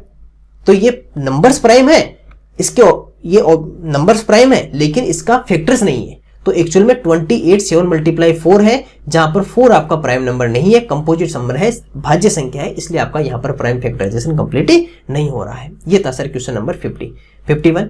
A boy was asked to multiply A number by 12, by mistake he multiplied it number by 21 and his answer was 63 more than correct answer, 63 more than correct answer, so the number is। एक लड़के को एक संख्या को 12 से गुणा करने के लिए कहा जाता है, भूलवश वह संख्या को 21 से गुणा कर दिया जाता है, सही उत्तर से उत्तर 63 ज्यादा आ जाता है, तो संख्या क्या थी। सबसे पहले काम करते हैं, हम मानते हैं कि जो नंबर है ना, हम अज्यूम कर लेते हैं कि जो नंबर है वो आपका कितना है सर अक्स, नंबर को कितना अज्यूम कर लेते हैं सर अक्स अज्यूम कर लेते हैं, ठीक है। सबसे पहले करना क्या था, मल्टीप्लाई बाय नंबर 12, संख्या को 12 से गुणा करना था, ठीक है। जैसे मान लीजिए मैंने संख्या को 12 से मल्टीप्लाई कर दिया तो मेरे पास कितनी आती 12x आता ना, ठीक है, ये मेरी इक्वेशन नंबर 1 होगी। फिर क्या हुआ कि उसने गलती से या मिस्टेक से उसको 21 से मल्टीप्लाई कर दिया, भूल बस उसने 21 से गुणा कर दिया, तो इसको x मल्टीप्लाई 21 तो इसको 21x से कर दिया, तो नंबर 2। ऐसे में होता क्या है कि जो आंसर आना चाहिए था उससे 63 ज्यादा आ जाता है, यानी कि 63 मोर या 63 ज्यादा आ जाता है। इसका में इसकी ज्यादा कौन सा है, ये वाला ना, क्योंकि ज्यादा से मल्टीप्लाई, देखो एक तो आप 12 से मल्टीप्लाई कर रहे हो, एक आप 21 से मल्टीप्लाई कर रहे हो, तो ज्यादा तो ये रहेगा। दैट मीन्स कि जो 21 अक्स है ना वो आपका 12 अक्स से कितना ज्यादा है सर 63 ज्यादा है, 63 मोर है। अब अक्स को अपनी फैमिली के पास में भेज दो, तो 21 x minus 12x equals to कितना आ जाएगा 63, इधर ये कितना आएगा 9x, 9x की वैल्यू कितनी होती है 63, 9 आपको उधर डिवाइड में, तो x की वैल्यू कितनी हो जाएगी 63/9, तो आपके पास में कितना हो जाएगा 7। तो x की वैल्यू कितनी है 7, तो वो नंबर कौन सी है, और नंबर ही आपका क्या था x था ना, तो नंबर आपकी कौन सी है सर 7 या 7 आपकी वो संख्या रहेगी। तो नंबर कौन सी है सर आपकी 7 या 7 आपका वो नंबर रहेगा। ये क्वेश्चन इस तरह था। ये नंबर 21x है, जो आपका पहले वाले जो नंबर थे 12x उससे 63 मोर देना, उससे 63 ज्यादा है, तो हम उसमें 12x में 63 प्लस कर देंगे और इधर उधर ट्रांसफर करके आपका x की वैल्यू कितनी आ जाएगी 7 आपकी राइट आंसर रहेगी। 52 को देखिए, Sohan bought a table for ₹1400 and spent 300 on repairing, then it was sold for ₹2210, find its profit or loss percent। Sohan ने एक टेबल 1400 रुपए में खरीदा, इसकी मरम्मत पर 300 रुपए व्यय कर दिए, फिर इसको 2210 रुपए में बेच दिया, तो उसका प्रतिशत लाभ अथवा हानि याद करो। देखो सबसे पहले इसका सीपी फाइंड आउट करते हैं। सबसे पहले क्या करते हैं सर, इसका सीपी या कॉस्ट प्राइस या क्रय मूल्य पता करते हैं। देखो सर क्रय मूल्य एक्चुअल में कितना इसका हो गया, इसका कि इसने टोटल 1400 रुपीज में तो परचेज किया, खरीदा, और 300 रुपीज इसके ऊपर इसने जो मरम्मत के लिए रिपेयरिंग के लिए खर्च कर दिए, तो वो भी तो इसी में शामिल होगा। तो 0, 0, 7 और 1 यानी कि इसका टोटल 1700 रुपीज इसका सीपी या क्रय मूल्य था। इसका जो एसपी या इसका जो विक्रय मूल्य है, यानी कि इसने इसको सेल कितने में किया, इसको बेचा कितने में, तो सर इसने 2210 रुपीज में इसको सेल कर दिया। तो एक्चुअल में वह तो प्रॉफिट ना, ज्यादा में सेल किया, तो इसका जो प्रॉफिट है या इसे आप लाभ जिसे आप कहते हो, तो वो एक्चुअल में कितना है लाभ, सर इसका जो प्रॉफिट होता है वो 2210 माइनस 1700 रहेगा। तो ये 0, 1 ये आपका आ जाएगा सर 1, 12 तो ये 5, तो 510 रुपए इसका लाभ 510। अब प्रॉफिट परसेंट या लाभ प्रतिशत कितना है, तो सर 510 प्रॉफिट है, किसके ऊपर होता है सीपी पे, सीपी कितना है 1700 मल्टीप्लाई आपका कितना हो जाएगा 100, 00 से आपके 00 हट जाएंगे, 7 3 जा 51 तो 30, तो 30% या 30% आपका क्या होगा सर यहाँ से प्रॉफिट या लाभ प्रतिशत कितना होता है सर यहाँ से 30% या प्रॉफिट परसेंट कितना होता है सर 30% आपका प्रॉफिट ये प्रतिशत लाभ प्रतिशत रहता है। क्वेश्चन नंबर 53 53 नंबर देखिए, there are 3 bundles of books, the weight of the first bundle is 5 kg more than second bundle, the weight of the third bundle is 10 kg more than second bundle, if the weight of all 3 bundles is 30 kg then the weight of second bundle. पुस्तकों के 3 bundle है, पहले bundle का भार दूसरे bundle से 5 किग्रा ज्यादा है, तीसरे बंडल का भार दूसरे बंडल से 10 किग्रा ज्यादा है, तीनों बंडल का भार 30 किग्रा है, तो दूसरे बंडल का भार है। ये देखो सीता रीना उसके जैसा क्वेश्चन आ गया ना। क्वेश्चन क्या कह रहा है कि आपके पास में टोटल 3 बंडल्स है, जैसे मान लेता हूं मैं 3 बंडल्स इस तरह से मान लो कि फर्स्ट सेकंड और मेरे पास थर्ड, ये 3 बंडल है मेरे पास। क्वेश्चन क्या कह रहा है कि फर्स्ट बंडल का जो वेट है ना वो 5 kg मोर देना है, किससे, सेकंड बंडल से, 5 किग्रा ज्यादा है दूसरे बंडल से, तो फर्स्ट बंडल का जो वेट है वो आपका क्या है सेकंड बंडल से 5 kg मोर देना है, ठीक है। और फिर क्या कह रहा है कि थर्ड बंडल का जो वेट है वो 10 kg मोर देना है सेकंड बंडल से, तीसरे बंडल का भार दूसरे बंडल से 10 किग्रा ज्यादा है, तो थर्ड बंडल ये रहा, ये भी क्या है सर सेकंड बंडल से 10 kg मोर देना है, 10 किग्रा ज्यादा है। अब देखो सब कुछ आपके किस पे डिपेंड कर रहे हैं, ये भी सेकंड पे और ये भी सेकंड पे, तो दोनों सेकंड पे डिपेंड कर रहे हैं। तो एक काम करो फिर सेकंड को अक्स अज्यूम कर लीजिए। सेकंड अगर आपका अक्स रहेगा तो फर्स्ट आपका कितना हो जाएगा अक्स प्लस 5 और थर्ड आपका कितना हो जाएगा, थर्ड आपका हो जाएगा अक्स प्लस 10। फिर क्या कहा कि तीनों का बंडल का जो भार है टोटल वेट है ना, तीनों का अगर मैं आपसे कहूं कि टोटल वेट है जो आपका कितना है 30 kg, तीनों बंडल का कुल वजन कितना है सर 30 किग्रा, तीनों का कुल वजन कितना है मेरे पास 30 किग्रा है। तो first plus second plus third ये तीनों मिलाकर कितने हैं, तो अक्स प्लस 5 और प्लस अक्स प्लस 10, तो तीनों मिलाकर कितने बन रहे हैं 30 बन रहे हैं। इन दोनों को प्लस करोगे 15 और ये मेरे पास कितना आ गया 3x प्लस 15 इक्वल्स टू 30।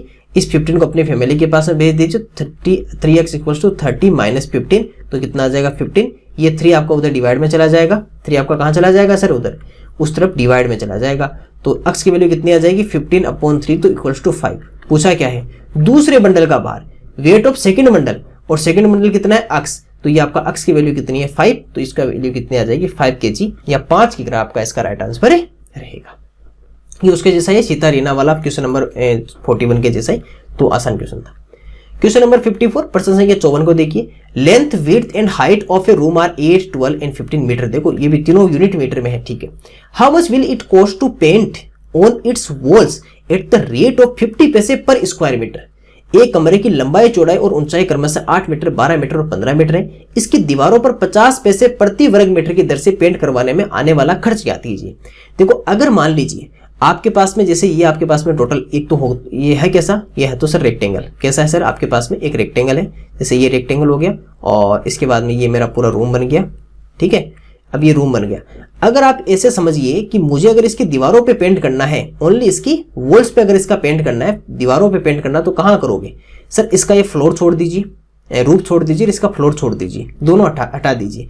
बाकी आपके पास में ये यहाँ भी होगा, इस सामने वाले पे भी होगा, पीछे वाले पे भी होगा और इधर वाले पे भी होगा। सर ओनली आपने टोटल सरफेस एरिया में तो क्या होते हैं, सभी काम में आते हैं। आपके पास में दो होते हैं ना, एक तो टोटल सरफेस एरिया, क्योंकि एरिया पे तो करोगे ना, वॉल्यूम पे थोड़ी करोगे। वॉल्यूम तो मतलब अंदर की तरफ हवा को भी काम में लोगे। वॉल्यूम का तो मतलब क्या होता है, अंदर हवा भी, लेकिन हवा पे थोड़ी कर रहे हो आप, कहाँ कर रहे हो, केवल दीवारों पे। तो एरिया को काम में ले रहे हो, किसकी, दीवारों के एरिया का। और एक आपके पास में होता है लेटरल सरफेस एरिया, जिसे कहते हैं पार्श्व पृष्ठीय क्षेत्रफल या वक्र पृष्ठीय क्षेत्रफल। जैसे दीवार, अब इसका मतलब दीवारें काम में आ रही है ना, तो हम इसमें लेटरल सरफेस एरिया पार्श्व पृष्ठीय क्षेत्रफल निकाल लेते हैं। और याद रखिएगा, अगर आपको कभी भी वॉल्स का अगर फाइंड आउट करना हो या दीवारों का अगर निकालना हो, तो उस समय लेटरल सरफेस एरिया या पार्श्व पृष्ठीय क्षेत्रफल को काम में लेते हैं। उसका फॉर्मूला क्या होता है, 2 bracket length plus breadth multiply height, 2 कोष्टक लंबाई प्लस चौड़ाई गुणा ऊंचाई, ये इसका फॉर्मूला होता है। अब आसान, अब तो बहुत आसान हो गया, वैल्यू पुटअप करनी है। 2 ब्रैकेट लेंथ कितनी है 8 प्लस 12 मल्टीप्लाई कितना है 15, ये आपके पास में कितना आ जाएगा, 2 मल्टीप्लाई 20 तो 40 मल्टीप्लाई 15 और 15 4 60, तो 600 मीटर स्क्वायर, 600 मीटर स्क्वायर इसका टोटल एरिया है। हमें कॉस्ट बतानी है, कॉस्ट की रेट क्या है, ये भी तो इंपॉर्टेंट ना। रेट क्या है, 50 पैसे। अगर मैं इसको रुपीज में कन्वर्ट करूं तो 1/2 रुपीज हो जाएंगे ना। अरे आधा रुपये होगा ना, 50/100 तो 1/2 रुपीज। वो किसका, पर स्क्वायर मीटर का, यानी कि 1 मीटर स्क्वायर का पैसा कितना है, 1/2 रुपए, 1/2 रुपीज। तो मेरे पास टोटल कितना मीटर स्क्वायर है सर, 600 मीटर स्क्वायर। तो बताओ 600 का कितना हो जाएगा, 600 मल्टीप्लाई 1/2, तो आपके पास में कितना हो जाएगा, 300 रुपीज, 300 रुपए सर आपकी टोटल कॉस्ट रहेगी इसकी। कितनी रहेगी सर, 300 या 300 रुपए सर इसकी टोटल कॉस्ट आपकी रहेगी। ऑप्शन नंबर बी आपका राइट आंसर रहेगा, 300 रुपीज या 300 रुपए इसकी टोटल कॉस्ट रहेगी। क्योंकि देखो सर 50 पैसे था, पैसे को रुपीज में कन्वर्ट करते हैं तो 100 का डिवाइड करते हैं, इसलिए 100 का डिवाइड किया तो ये कितना आ गया, 1/2 rupees, 50/100 1/2 rupees per square metre, यानी कि 1 मीटर स्क्वायर का। आपका टोटल कितना है, 600 मीटर स्क्वायर, तो 600 का आंसर कितना रहेगा सर, 300 रुपीज, 300 रुपए आपका टोटल इसका कॉस्ट रहेगा। अच्छा क्वेश्चन है, नहीं पेपर में अच्छे से अच्छे क्वेश्चन आ रहे हैं, नहीं नॉर्मल क्वेश्चन है, अच्छे क्वेश्चन जो आपको एग्जाम में बहुत बेनिफिट करेंगे। Question number 55, the sum of 2 angles is 180 degree is called. दो कोणों का योग अगर 180 डिग्री है तो क्या कहलाएंगे। देखो वर्टिकली ऑपोजिट एंगल्स, शीर्षाभिमुख कोण कौन से होते हैं पता है, इस तरह के जो बने होते हैं, यानी कि ये दोनों इक्वल होंगे। कॉम्प्लीमेंट्री एंगल जिनका सम कितना हो 90 डिग्री, है ना, एंगल 1 प्लस एंगल 2, तो जिसका सम कितना हो 90 डिग्री। ये आपको मैं यहाँ लिख देता हूँ थोड़ा सा, कि जिसका सम अगर 90 डिग्री हो ना, वो तो होते हैं कॉम्प्लीमेंट्री, जिसे कहते हैं पूरक कोण। तो योग आपका कितना होना चाहिए सर, 90 डिग्री होना चाहिए। आसन कोण, एडजेसेंट एंगल, आसन यानी पास के, जैसे मान लीजिए ये है, तो ये दोनों मेरे पास क्या है, आसन कोण, ये वाले और ये वाले दोनों आसन कोण एडजेसेंट पास के। सप्लीमेंट्री एंगल, इसका सम कितना होता है आपका 180 डिग्री। तो ऑप्शन नंबर डी आपका राइट आंसर रहेगा। समपूरक कोण जिसका योग कितना होता है सर 180 डिग्री। आसन कोण जो पास के होते हैं, तो ऑप्शन नंबर डी इसका सही उत्तर रहेगा। अच्छा क्वेश्चन था, चारों कोण आपको मैंने बता दिए कि शीर्षाभिमुख, पूरक, आसन और संपूरक, वर्टिकली ऑपोजिट, कॉम्प्लीमेंट्री, एडजेसेंट और सप्लीमेंट्री कौन से होते हैं। क्वेश्चन नंबर 56 प्रश्न संख्या 56 को देखिए। The width of a rectangular field is 60 meters. If the length of the field is 2/3 times of the width, then the area and perimeter of the field will be respectively. एक आयताकार मैदान की चौड़ाई तो आपको दी हुई है, कितनी है 60 मीटर है चौड़ाई। मैदान की लंबाई जो है वो चौड़ाई की 2/3 गुना है, तो मैदान का क्षेत्रफल और परिमाप क्रम से क्या होगा। देखो आपको कहा है कि जो ब्रीथ है या विड्थ है वो कितनी है सर 60 मीटर, और जो लेंथ है वो क्या है ब्रीथ की 2/3 टाइम्स ऑफ या का 2/3 है, ठीक है। तो यानी कि कितनी होगी 60 मल्टीप्लाई 2/3, तो 3 से ये कितना 20 और 22 से कितना होगा 40 मीटर, 40 मीटर, ठीक है। अब हमें सबसे पहले अगर इसका पेरीमीटर या परिमाप चाहिए तो मैं क्या करूंगा, 2 ब्रैकेट लेंथ प्लस ब्रीथ, 2 कोष्टक लंबाई प्लस चौड़ाई, तो 2 ब्रैकेट 60 प्लस 40 कितना हो जाएगा 100, और ये कितना आ जाएगा 200 मीटर, तो पेरीमीटर है। अगर यहां से एरिया फाइंड आउट करें हम क्षेत्रफल, तो एरिया कितना होगा लेंथ इंटू ब्रीथ, लंबाई गुणा चौड़ाई, डेट में 60 मल्टीप्लाई 40, तो ये कितना आ जाएगा 2400 मीटर स्क्वायर, 2400 वर्ग मीटर। अब ये देखिए सर, सबसे पहले क्या था आपके पास में एरिया, देन कौन आएगा पेरीमीटर, पहले आपका क्षेत्रफल बाद में परिमाप आना चाहिए। तो पहले 2400 स्क्वायर मीटर, देन आपका कितना आना चाहिए 200, फिर कितना आना चाहिए सर आपके पास में 200, तो 56 का आंसर कितना आ जाएगा, ए ऑप्शन आपका राइट आंसर रहेगा। ए ऑप्शन आपका सही उत्तर रहेगा। 57 विच of the following is a prime factor, किसमें अभाज्य गुणनखंड है? देखो चेक करो 437, अरे सर ये तो प्राइम कहाँ है इस बार है पूछा है। उस क्वेश्चन में क्या था, नोट था 2288, 8 कहाँ हो गया, 38 कहाँ हो गया, 22222, ये सही है सर। सभी नंबर्स आपके प्राइम नंबर है, सभी संख्या अभाज्य संख्या, इसलिए आपका ऑप्शन नंबर सी आपका यहां से राइट आंसर रहेगा। अच्छा क्वेश्चन है, उसमें नोट था इसमें नहीं है, तो दोनों क्वेश्चन एक साथ आ गया ना एक ही पेपर में, कि एक में तो नहीं है एक में है। 58 इन द गिवन फिगर आपको अक्स की वैल्यू फाइंड आउट करनी है। क्या करनी है सर, अक्स की वैल्यू आपको फाइंड आउट करनी है, हमें ये बताना है। देखो सर यहां पर ये जो 100 ने बाहर वाले का दे रखा है, ऐसा समझना 100 बाहर वाले का। एक बात बताओ, ये तो 60 है, ये ट्राइंगल है, अब मुझे अक्स की बताने, तो मुझे ये वाला कैसे फाइंड आउट कर सकता हूं? सर देखो एक ही लाइन पे बने हुए, एक ही लाइन पे बने हुए ना ये दोनों, इधर की वैल्यू तो आपके पास में 100 है, ये कितना होगा सर, टोटल आपका 180 होता है, उसमें से 100 क्योंकि ये लीनियर पेयर ऑफ एंगल हो गया ना, स्ट्रेट लाइन पे बने हुए, एक ही रेखा पर बने हुए कोण, तो टोटल 80 होता है, तो आपका कितना हो जाएगा 80, तो ये आपके पास में आएगा 80 डिग्री, तो ये आपका हो गया 80 डिग्री। अब आप टोटल अक्स निकाल सकते हो कि ट्राइंगल के हैं, और ट्राइंगल के लिए क्या होता है, ट्राइंगल के लिए होता है सम, तो 80 प्लस 60 प्लस अक्स आपका मिलाकर कितना होगा 180, 180, 80 और 60 140, ये आपका उस तरफ ट्रांसफर हो जाएगा, तो ये आपका 140 होता है, तो 180 माइनस 140, तो आपका अक्स की वैल्यू कितनी हो जाएगी सर 40 डिग्री या 40 डिग्री आपकी अक्स का मान रहेगा, तो इसका 40 आ जाएगा। अक्स की वैल्यू कितनी हो जाएगी सर 40 डिग्री या 40 डिग्री इसकी अक्स का मान रहेगा। अच्छा क्वेश्चन है, question number 59 a shopkeeper sells, ये बहुत ही अच्छा जिसे आप कहते हो ना प्रॉफिट लॉस का अच्छे से अच्छा क्वेश्चन, वो ये वाला है। A shopkeeper sells 40 books and earns profit equal to the selling price of 20 books, find the profit percent. एक दुकानदार 40 किताब बेचने पर 20 किताब के विक्रय मूल्य के बराबर लाभ कमाता है, उसका लाभ प्रतिशत ज्ञात करो। देखो सबसे पहले तो देखो कि हो क्या रहा है सर, यहां पर प्रॉफिट हो रहा है, क्या हो रहा है, लाभ हो रहा है, लाभ, ठीक है, लाभ प्रॉफिट हो रहा है। तो आपको पता है प्रॉफिट का फॉर्मूला क्या होता है सर, जो सीपी होती है ना सीपी, उसमें हम प्रॉफिट को प्लस करते हैं, देन हमारे पास में क्या बनती है एसपी बनती है, यानी कि क्रय मूल्य जो आपके पास में होता है उसमें हम लाभ को जोड़ते हैं और उसके बाद में हमारे पास में विक्रय मूल्य आता है। क्वेश्चन क्या कह रहा है कि 40 बुक्स जो आप सेल करते हो, दैट मींस एसपी ऑफ 40। तो एक बात बताइए, अगर आप 40 किताब बेच रहे हो तो कितनी किताब खरीद के लाए, कम से कम 40 तो लानी होगी, क्वांटिटी तो इक्वल करनी होगी। तो हम यहां पर हमें नहीं कहा ना खरीद कर कितने लाए, हमें जब कॉस्ट नहीं दे रखी हो तो हम क्या करते हैं, हम ये मानते हैं कि हम 40 किताब ही खरीद कर लाए थे, हम 40 किताब ही क्या करके लाए थे, परचेज करके लाए थे। अगर 40 किताब बेच रहे हो तो 40 किताब तो खरीद के लाए होंगे तभी बेचे होंगे, ऐसा तो हो नहीं सकता ना 20 किताब लाए फिर 40 बेच दी, तो किसी तरह से 40 लाए होंगे। अगर लिखा होता है कि सीपी इतना है तब तो सीपी ले लेते, लेकिन अगर सीपी नहीं लिखा हो तो हमें यह मानना है कि जितने एसपी उतना ही सीपी रहेगा। प्लस प्रॉफिट कितना हो रहा है, प्रॉफिट इक्वल्स टू 20 बुक्स। देखो क्वेश्चन लिखा हुआ ना सेलिंग प्राइस ऑफ 20 बुक्स, यानी कि प्रॉफिट किसके इक्वल है, सेलिंग प्राइस ऑफ 20 बुक्स, यानी कि 20 किताब के विक्रय मूल्य के बराबर लाभ है। तो यहां से क्या समझना होगा कि जो प्रॉफिट है वो SP20 के इक्वल है, किसके, SP20 के, यानी कि जितनी सेलिंग प्राइस 20 की है ना, सेलिंग प्राइस की, ये तो सेलिंग प्राइस थी, तो SP20 के इक्वल आपका प्रॉफिट है। अब देखो SP को अपनी फैमिली के पास में भेज दो, SP को क्या कर दो, अपनी फैमिली के पास में भेज दो, तो इधर तो क्या हो जाएगा CP40 और उधर क्या हो जाएगा SP40 माइनस क्या हो जाएगा SP20 माइनस SP20। तो एक्चुअल में इधर क्या बनेगा सर, इस तरफ तो आपके पास में बनेगा CP40 और उधर आपके पास में क्या बनेगा SP20 बनेगा। अब SP और CP को इधर उधर ट्रांसफर कर दो ये सब, तो इधर तो क्या हो जाएगा CP/SP इक्वल्स टू 20/40, ये डिवाइड होके 1/2 बन जाएगा। अब देखो CP और SP का आपको ये रेशियो मिल गया ना, अक्स एंड 2x, तो यहां से क्या आ गया कि CP तो और SP दोनों का रेशियो कितना आ गया आपके पास में, अक्स 1x और ये आपके पास में कितना आ गया 2x।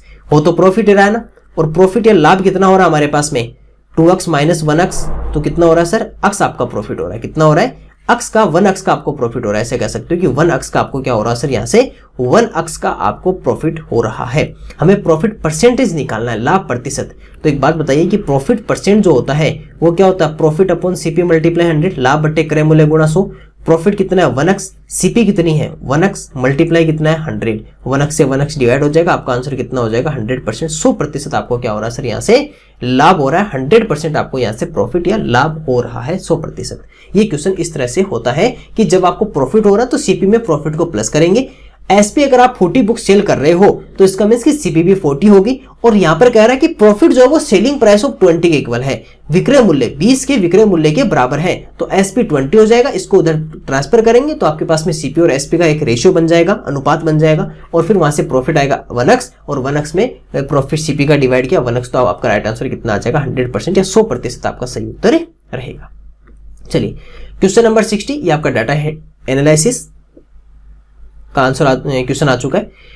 यहां पर आपको कुछ मंथ्स दिए हुए हैं और number of books sold by shopkeeper, दुकानदार द्वारा बेचे गए कुछ पुस्तकों की है, और इसका एक का मीनिंग कितना 10 बुक्स, 10 पुस्तक है। ठीक है, क्वेश्चन पढ़ते हैं। क्वेश्चन कह रहा है कि if 50 more books are sold in the month of June than March, then what is the difference of books sold in month of February and June? यानी कि आपको फरवरी और जून के डिफरेंस तो एक बताना है, लेकिन साथ में ये कहा हुआ है कि जून में वो मार्च से 50 बुक्स ज्यादा सेल करता है, जून में मार्च से 50 बुक्स ज्यादा सेल करता है।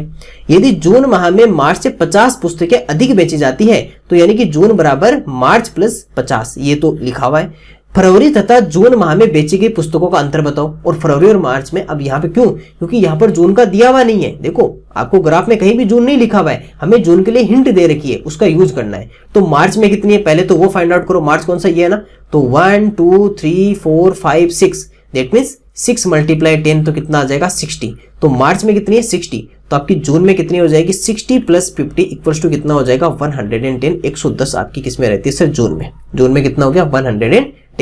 अब जून में अगर 110 है तो आप ये बताओ कि फरवरी और जून का कितना है। तो पहले फरवरी का फाइंड आउट करो कि फरवरी या फरवरी में कितना है। आप कहोगे सर 1 2 3 4 5 6 7 8, दैट इज 8 × 10 कितना आ जाएगा सर 80, इसमें 80 है। अब आप कह सकते हो कि दोनों का माइनस कर सकते हैं, तो अगर इनका डिफरेंस करोगे तो जून और फरवरी का, तो 110 - 80 आपका कितना रहेगा सर 30। तो आपके पास में कितनी आ जाएगी 30 बुक्स या 30 पुस्तकें आपका क्या रहता है सर, इनका डिफरेंस या इनका अंतर ही रहता है। देखो डेटा एनालिसिस का क्वेश्चन था, लेकिन अच्छा क्वेश्चन था। एक पहले हिंट दे रखी थी, उस हिंट को आपको यूज करके ग्राफ का यूज करना है, फिर आपको आंसर निकलेगा, फिर उसका डिफरेंस करना है। तो अच्छा क्वेश्चन जिसे आप कह सकते हो कि एक अच्छा क्वेश्चन था। फटाफट से अपना स्कोर बता दीजिए 60 से कितना है, उसके बाद में फिर आगे बढ़ते हैं। चलिए सर जल्दी से बता दीजिए। बहुत बढ़िया 58 60 गुड। चलिए लैंग्वेज टेस्ट या आपके इधर बढ़ते हैं। जो नए स्टूडेंट्स हैं उनको बता दें, पहले इंग्लिश के पैसेज पढ़ेंगे, उसके बाद में हिंदी के पढ़ेंगे, दोनों में होंगे, हिंदी और इंग्लिश दोनों में होंगे। पहले इंग्लिश फिर हिंदी पढ़ेंगे। पैसेज नंबर फर्स्ट देखते हैं। Pingali Venkaiah was an Indian freedom fighter. Indian freedom fighter जानते हो, भारतीय स्वतंत्रता जो संग्राम के जो सेनानी थे, भारतीय स्वतंत्रता सेनानी, वो होते हैं Indian freedom fighter. Pingali Venkaiah was an Indian freedom fighter, वो हमारे क्या थे, इंडियन फ्रीडम फाइटर थे। ही वाज बोर्न यानी जन्म 2 अगस्त 1876। His parents were Hanumanta Rayudu and Venkata Ratnam. He studied at the Hindu High School in Machilipatnam. At the age of 19, he joined the British Indian Army. यानी कि 19 की एज में, 19 साल की उम्र में उन्होंने ब्रिटिश इंडियन आर्मी को ज्वाइन कर लिया था। He married रुक्मणी नवा। He was an expert in diamond mining. Diamond mining यानी कि एक्सपर्ट का मतलब उसमें बहुत ज्यादा विशेषज्ञ थे, उनके अंदर निपुण थे। आप कह सकते हो ना कि जैसे आप किसी चीज में एक्सपर्ट हो तो आप उसमें निपुण हो। किसमें, डायमंड माइनिंग, डायमंड की माइनिंग करने में, यानी कि डायमंड हीरो की खनन करने में वो एक्सपर्ट थे। He was the designer of the flag on which the Indian national flag was based. वो डिजाइनर थे किसके, उस फ्लैग के थे जिसके ऊपर बेस्ट, यानी कि बेस्ट जिसके ऊपर आधारित है। कौन, इंडियन नेशनल फ्लैग, जो हमारा इंडियन नेशनल फ्लैग जिस डिजाइन पे आधारित है ना, जिस डिजाइन पे बेस्ड है, वो किसने डिजाइन किया था, पिंगली वेंकैया ने। He died in 1963 in relative poverty यानी कि गरीबी के कारण वो 1963 में गरीबी में ही उनकी मृत्यु हो चुकी थी, देहांत हो चुका था। At what age he joined the British Indian Army, that is 19. He died because of poverty, disease, illness, accidents, नहीं sir, poverty. What was the name of his high school? Hindu High School. क्या था sir, Hindu high school. He designed the flag of India. One word from the passage for the process of extracting useful materials from the earth. Extracting यानी बाहर निकालना, extracting का मतलब क्या होता है, बाहर निकालना। Useful यानी कि उपयोगी, materials यानी कि जो धातु वगैरह सब कुछ, from the earth से बाहर निकालने वाली जो प्रोसेस है उसको क्या कहते हैं, पॉवर्टी गरीबी, रिलेटिव संबंधित, डिजाइनर माइनिंग, सर माइनिंग क्योंकि लिखा हुआ ना ऊपर डायमंड माइनिंग करते थे। तो जो भी एक्सट्रैक्टिंग अर्थ से बाहर निकालने, यूजफुल मटेरियल्स को, उसे क्या कहते हैं, उसे माइनिंग या खनन जिसे कहा जाता है, उसे क्या कहा जाता है, खनन कहा जाता है। हिंदी में पढ़ते हैं। पिंगली वेंकैया एक भारतीय स्वतंत्रता सेनानी थे। उनका जन्म 2 अगस्त 1876 को हुआ था। उनके माता पिता हनुमंत रायडू और वेंकट रत्नम थे। उन्होंने मछलीपट्टनम के हिंदू हाई स्कूल में पढ़ाई की। 19 साल की उम्र में वह ब्रिटिश भारतीय सेना में शामिल हो गए। उन्होंने रुक्मणी नमा से शादी की। वह हीरा खनन यानी कि डायमंड माइनिंग के विशेषज्ञ थे। वह उस झंडे के डिजाइनर थे जिस पर भारतीय राष्ट्रीय ध्वज आधारित था। 1963 में अपेक्षाकृत गरीबी में उनकी मृत्यु हो गई थी। वह किस उम्र में ब्रिटिश सेना में शामिल हुए थे? 19 की उम्र में शामिल हुए थे। उनकी मृत्यु के कारण हुई थी, गरीबी के कारण हुई थी। हाई स्कूल का क्या नाम था? हिंदू हाई स्कूल था। उनकी हाई स्कूल का क्या नाम था? हिंदू हाई स्कूल था। उन्होंने झंडा डिजाइन किया था भारत का। पृथ्वी से उपयोगी सामग्री निकालने की प्रक्रिया को क्या कहते हैं? खनन कहते हैं। क्या कहते हैं? खनन कहते हैं। यह था सर हमारा 65। पेज नंबर 2 पढ़ते हैं। Alluri Sitarama Raju was an Indian freedom fighter. ये भी फ्रीडम फाइटर थे। He was born on July 4, 1897। He earned the title of Manyam Veerudu. He participated in the Indian independence movement, यानी कि इंडियन इंडिपेंडेंस जो मूवमेंट था उनमें उन्होंने पार्टिसिपेट किया था। He was a सन्यासी and strong believer in justice. Strong believer यानी कि बहुत ज्यादा बिलीव रखते थे किसमें? जस्टिस में, न्याय में। ही रेज्ड हिज वॉइस, रेज्ड यानी अपनी वॉइस को आगे बढ़ाया, against unlawful British colonial rule. जो अनलॉफुल जो यानी कि कानूनी है, जो अवैध है, अनलॉफुल यानी कि जो कानूनी नहीं है, उस ब्रिटिश कॉलोनियल रूल के विरुद्ध उन्होंने अगेंस्ट यानी विरुद्ध अपनी आवाज को जो उठाया था। इन 1922 he started the Rampa rebellion movement. उन्होंने रंपा रिविलियन मूवमेंट को स्टार्ट किया था 1922 में। Alluri and his man stormed several police stations. Alluri and his man stormed several police stations and killed many British officers. यानी उन्होंने सेवरल यानी कि बहुत सारे, सेवरल का मींस होता है बहुत सारे पुलिस स्टेशन को उन्होंने आग लगा दी थी और उन पे हमला भी किया था। और किल्ड मेनी ब्रिटिश ऑफिसर्स यानी कि बहुत सारे ब्रिटिश ऑफिसर्स को उन्होंने क्या किया था? उन्होंने किल भी किया था। The British police officer shot Raju, the British police officer shot Raju by typing him to a tree. By tying, sorry typing नहीं, टाइंग यानी कि उसकर बांध को, जो ब्रिटिश पुलिस ऑफिसर थे उन्होंने राजू को टाइंग यानी बांधकर, ट्री से बांधकर उन्होंने उसको शॉट किया, उनको गोली मारी थी। Who was Alluri Sitarama Raju? अल्लूरी सीताराम राजू कौन थे? सर एक फ्रीडम फाइटर थे। कौन थे? Freedom fighter. Who shotted Alluri Sitarama Raju? Politician, bodyguard, police officer. तो पुलिस ऑफिसर ने उनको शूट किया था। In which year he started Rampa rebellion movement? That is 1922, 1992 में उन्होंने किया था।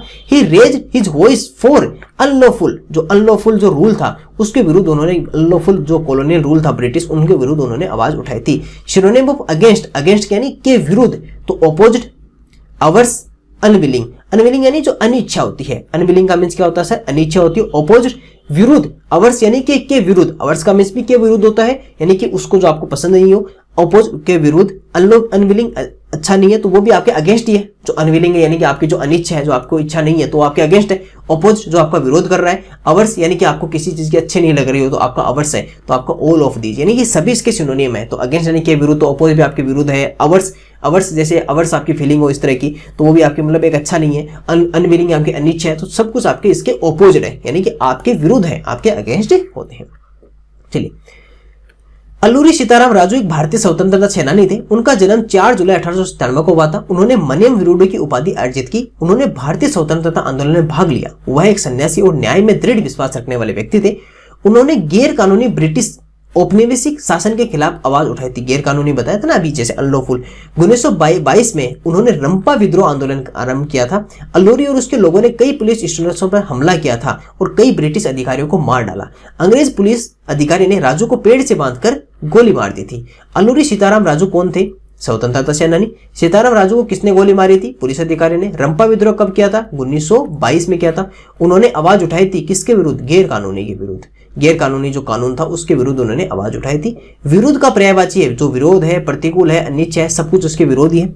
जो प्रतिकूल है यानी कि अवर्स, अभी लिखा था ना अवर्स फीलिंग, यानी कि आपके प्रतिकूल हो, जो भी आपका जो अवर्स था ना, अवर्स जैसे ये तो क्या था? ऑपोजिट, जो आपका विरोध कर रहा हो, ऑपोजिट। और ये आपका क्या है? अवर्स यानी कि जो आपके विरुद्ध है। और अनिच्छा जो अनविलिंग है, यानी कि अनिच्छा जो क्या है सर? आपकी अनविलिंग यानी अनिच्छा है। तो ये सभी क्या आपके विरुद्ध माने जाते हैं।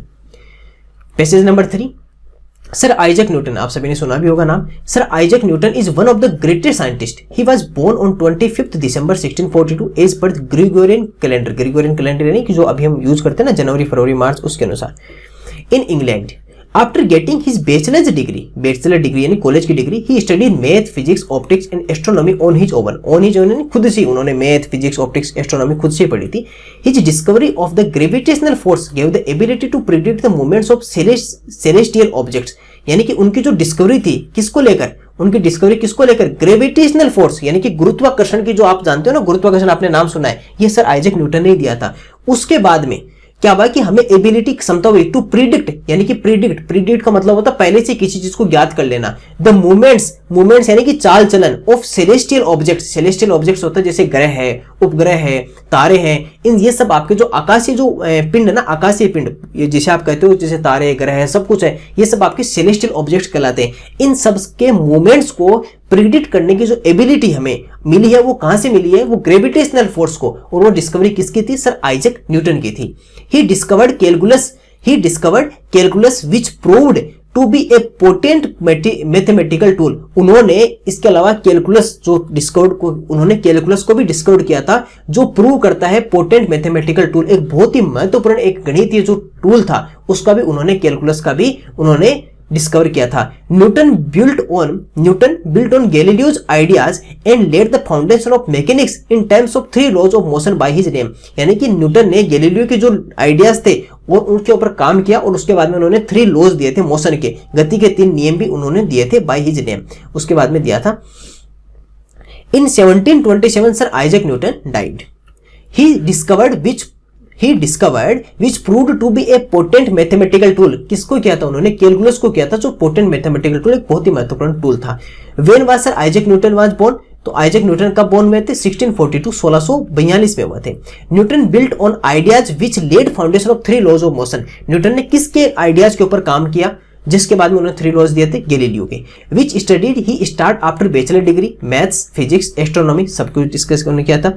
What is the meaning of celestial objects यानी कि जो आकाशीय पिंड होते हैं उनका, of the sea, from the sea, of the land, of the sky, sir sky के, यानी कि आकाश के जो ऑब्जेक्ट्स हैं उनकी उन्होंने स्टडी दी थी, मूवमेंट्स उनका दिया था, तो ये आपके celestial objects of the sky होते हैं।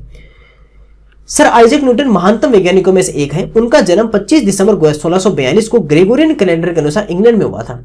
अपनी स्नातक की डिग्री प्राप्त करने के बाद में उन्होंने स्वयं गणित, भौतिकी और प्रकाशिकी और खगोल विज्ञान जो एस्ट्रोनॉमी होती है ना, उसे खगोल विज्ञान बोलते हैं, यानी कि बाहर के वायुमंडल होते हैं, जो आपके ग्रह, उपग्रह, तारे, इन सब के साइंस को बोलते हैं एस्ट्रोनॉमी, एस्ट्रोफिजिक्स, उसे खगोल विज्ञान कहते हैं। गुरुत्वाकर्षण बल की उनकी खोज ने आकाशीय पिंडों, सेलेस्टियल ऑब्जेक्ट्स की गतिविधियों, मूवमेंट्स की भविष्यवाणी करने की क्षमता प्रदान करती थी। भविष्यवाणी ने प्रिडिक्ट कर लेना किसी चीज को पहले से। उन्होंने कैलकुलस की खोज की, जो एक शक्तिशाली गणितीय उपकरण था, शक्तिशाली पोटेंट था ना, शक्तिशाली गणितीय उपकरण था, मैथमेटिकल टूल।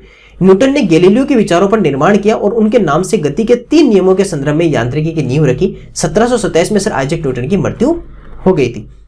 उन्होंने की खोज की जो शक्तिशाली गणितीय उपकरण था कैलकुलस। सर आइजैक न्यूटन का जन्म कब हुआ था, 1642 में उनका जन्म हुआ था, 71B 72A।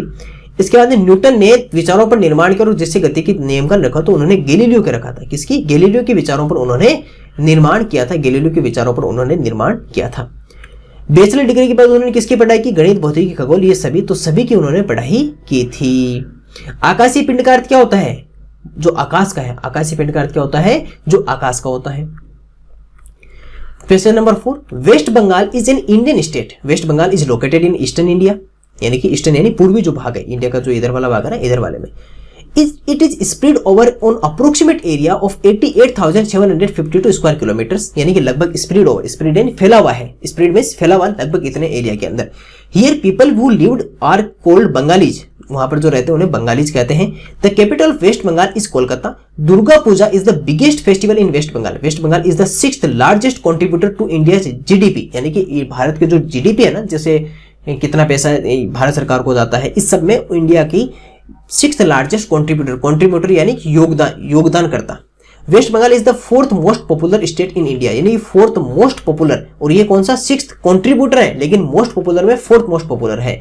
Mamata Banerjee is the chief minister of waste Bengal.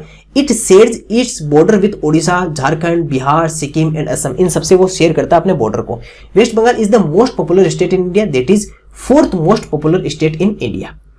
What is the capital of West Bengal? Waste Bengal की कैपिटल क्या है सर, यहाँ से कोलकाता इसकी वेस्ट बंगाल की कैपिटल है। Mamata Banerjee is the of the West Bengal, that is chief minister, वहां की क्या सर, यहाँ से चीफ मिनिस्टर है। West Bengal does not share the boundary, Odisha, Bihar, Sikkim, Jammu Kashmir से जम्मू कश्मीर से अपनी जो बाउंड्री को शेयर नहीं करता है। ऑपोजिट ऑफ द ईस्टर्न, देखो एक तो होता है ईस्टर्न, ईस्टर्न का ऑपोजिट क्या होता है? वेस्टर्न। ऑपोजिट कौन सा होता है सर यहाँ से? वेस्टर्न, यानी कि ये तो पूर्वी और ये हमारा कौन सा हो जाएगा? पश्चिमी। तो ऑपोजिट कौन सा होगा सर? वेस्टर्न होगा। पश्चिम बंगाल एक भारतीय राज्य, पश्चिम बंगाल एक भारतीय राज्य। पश्चिम बंगाल पूर्वी भारत में स्थित है। यह लगभग 28,752 वर्ग किलोमीटर क्षेत्रफल में फैला हुआ है। यहाँ रहने वाले लोगों को बंगाली कहा जाता है। पश्चिम बंगाल की राजधानी कोलकाता है। पश्चिम बंगाल में दुर्गा पूजा सबसे बड़ा त्योहार है। पश्चिम बंगाल भारत की जीडीपी में छठा सबसे बड़ा योगदान करता। अभी देखा था ना, पश्चिम बंगाल भारत का चौथा सबसे लोकप्रिय राज्य है। ममता बनर्जी पश्चिम बंगाल की मुख्यमंत्री है। इसकी सीमाएं ओडिशा, झारखंड, बिहार, सिक्किम और असम से राज्यों से लगती है। पश्चिम बंगाल भारत का लोकप्रिय राज्य है। कौन सा लोकप्रिय? चौथा। पश्चिम बंगाल की राजधानी क्या है? कोलकाता। ममता बनर्जी पश्चिम बंगाल की क्या है? मुख्यमंत्री। पश्चिम बंगाल भारत के साथ किसके साथ सीमा साझित नहीं करता है? तो किसके साथ? जम्मू कश्मीर के। पूर्वी का विपरीतार्थ क्या सर यहाँ से? पश्चिमी। पूर्वी का क्या हो जाएगा? पश्चिमी। आपका इसका ऑपोजिट हो जाएगा। और इस तरह से हमने आज का पेपर नंबर 6 को भी कंप्लीट कर लिया। फटाफट से अपना स्कोर बता दीजिए। 80 में से आपका कितना स्कोर रहा है? जल्दी से बताइए 80 में से आपका स्कोर कितना है? जल्दी से फटाफट से। और इसके साथ में अगर आपको हमारे व्हाट्सएप ग्रुप से जुड़ना है तो हमारे हेल्पलाइन नंबर 8696503800, इसके ऊपर मैसेज करके आप हमारे व्हाट्सएप ग्रुप से जुड़ सकते हैं, जो हमारा मॉडल लेवल का व्हाट्सएप ग्रुप है। और इसके साथ में आप हमारा नवोदय क्विज पीडीएफ जो आपको साइड में दिखाई दे रहा होगा, इसको भी आप डाउनलोड कर लीजिए, क्योंकि आपको यहाँ से बहुत सारी इंपॉर्टेंट क्विजेस वगैरह मिल जाएगी। और व्हाट्सएप ग्रुप में हमारी जो भी न्यूज होती है वो आपको व्हाट्सएप ग्रुप में मिल जाएगी। रिजल्ट से संबंधित, पेपर से संबंधित, क्या क्या लेके जाना है, क्या नहीं लेके जाना है। और आपसे फिर मुलाकात करते हैं नेक्स्ट पेपर के साथ में। अपनी तैयारी को बेहतर करते रहिए। आज के पेपर में जो भी आपके क्वेश्चंस रॉन्ग हुए हैं उन क्वेश्चंस को एक बार वापस से देख लीजिए, उन टॉपिक्स के ऊपर और अच्छी तैयारी कर लीजिए। फिर आपसे मिलते हैं नेक्स्ट पेपर के साथ में। Thank you.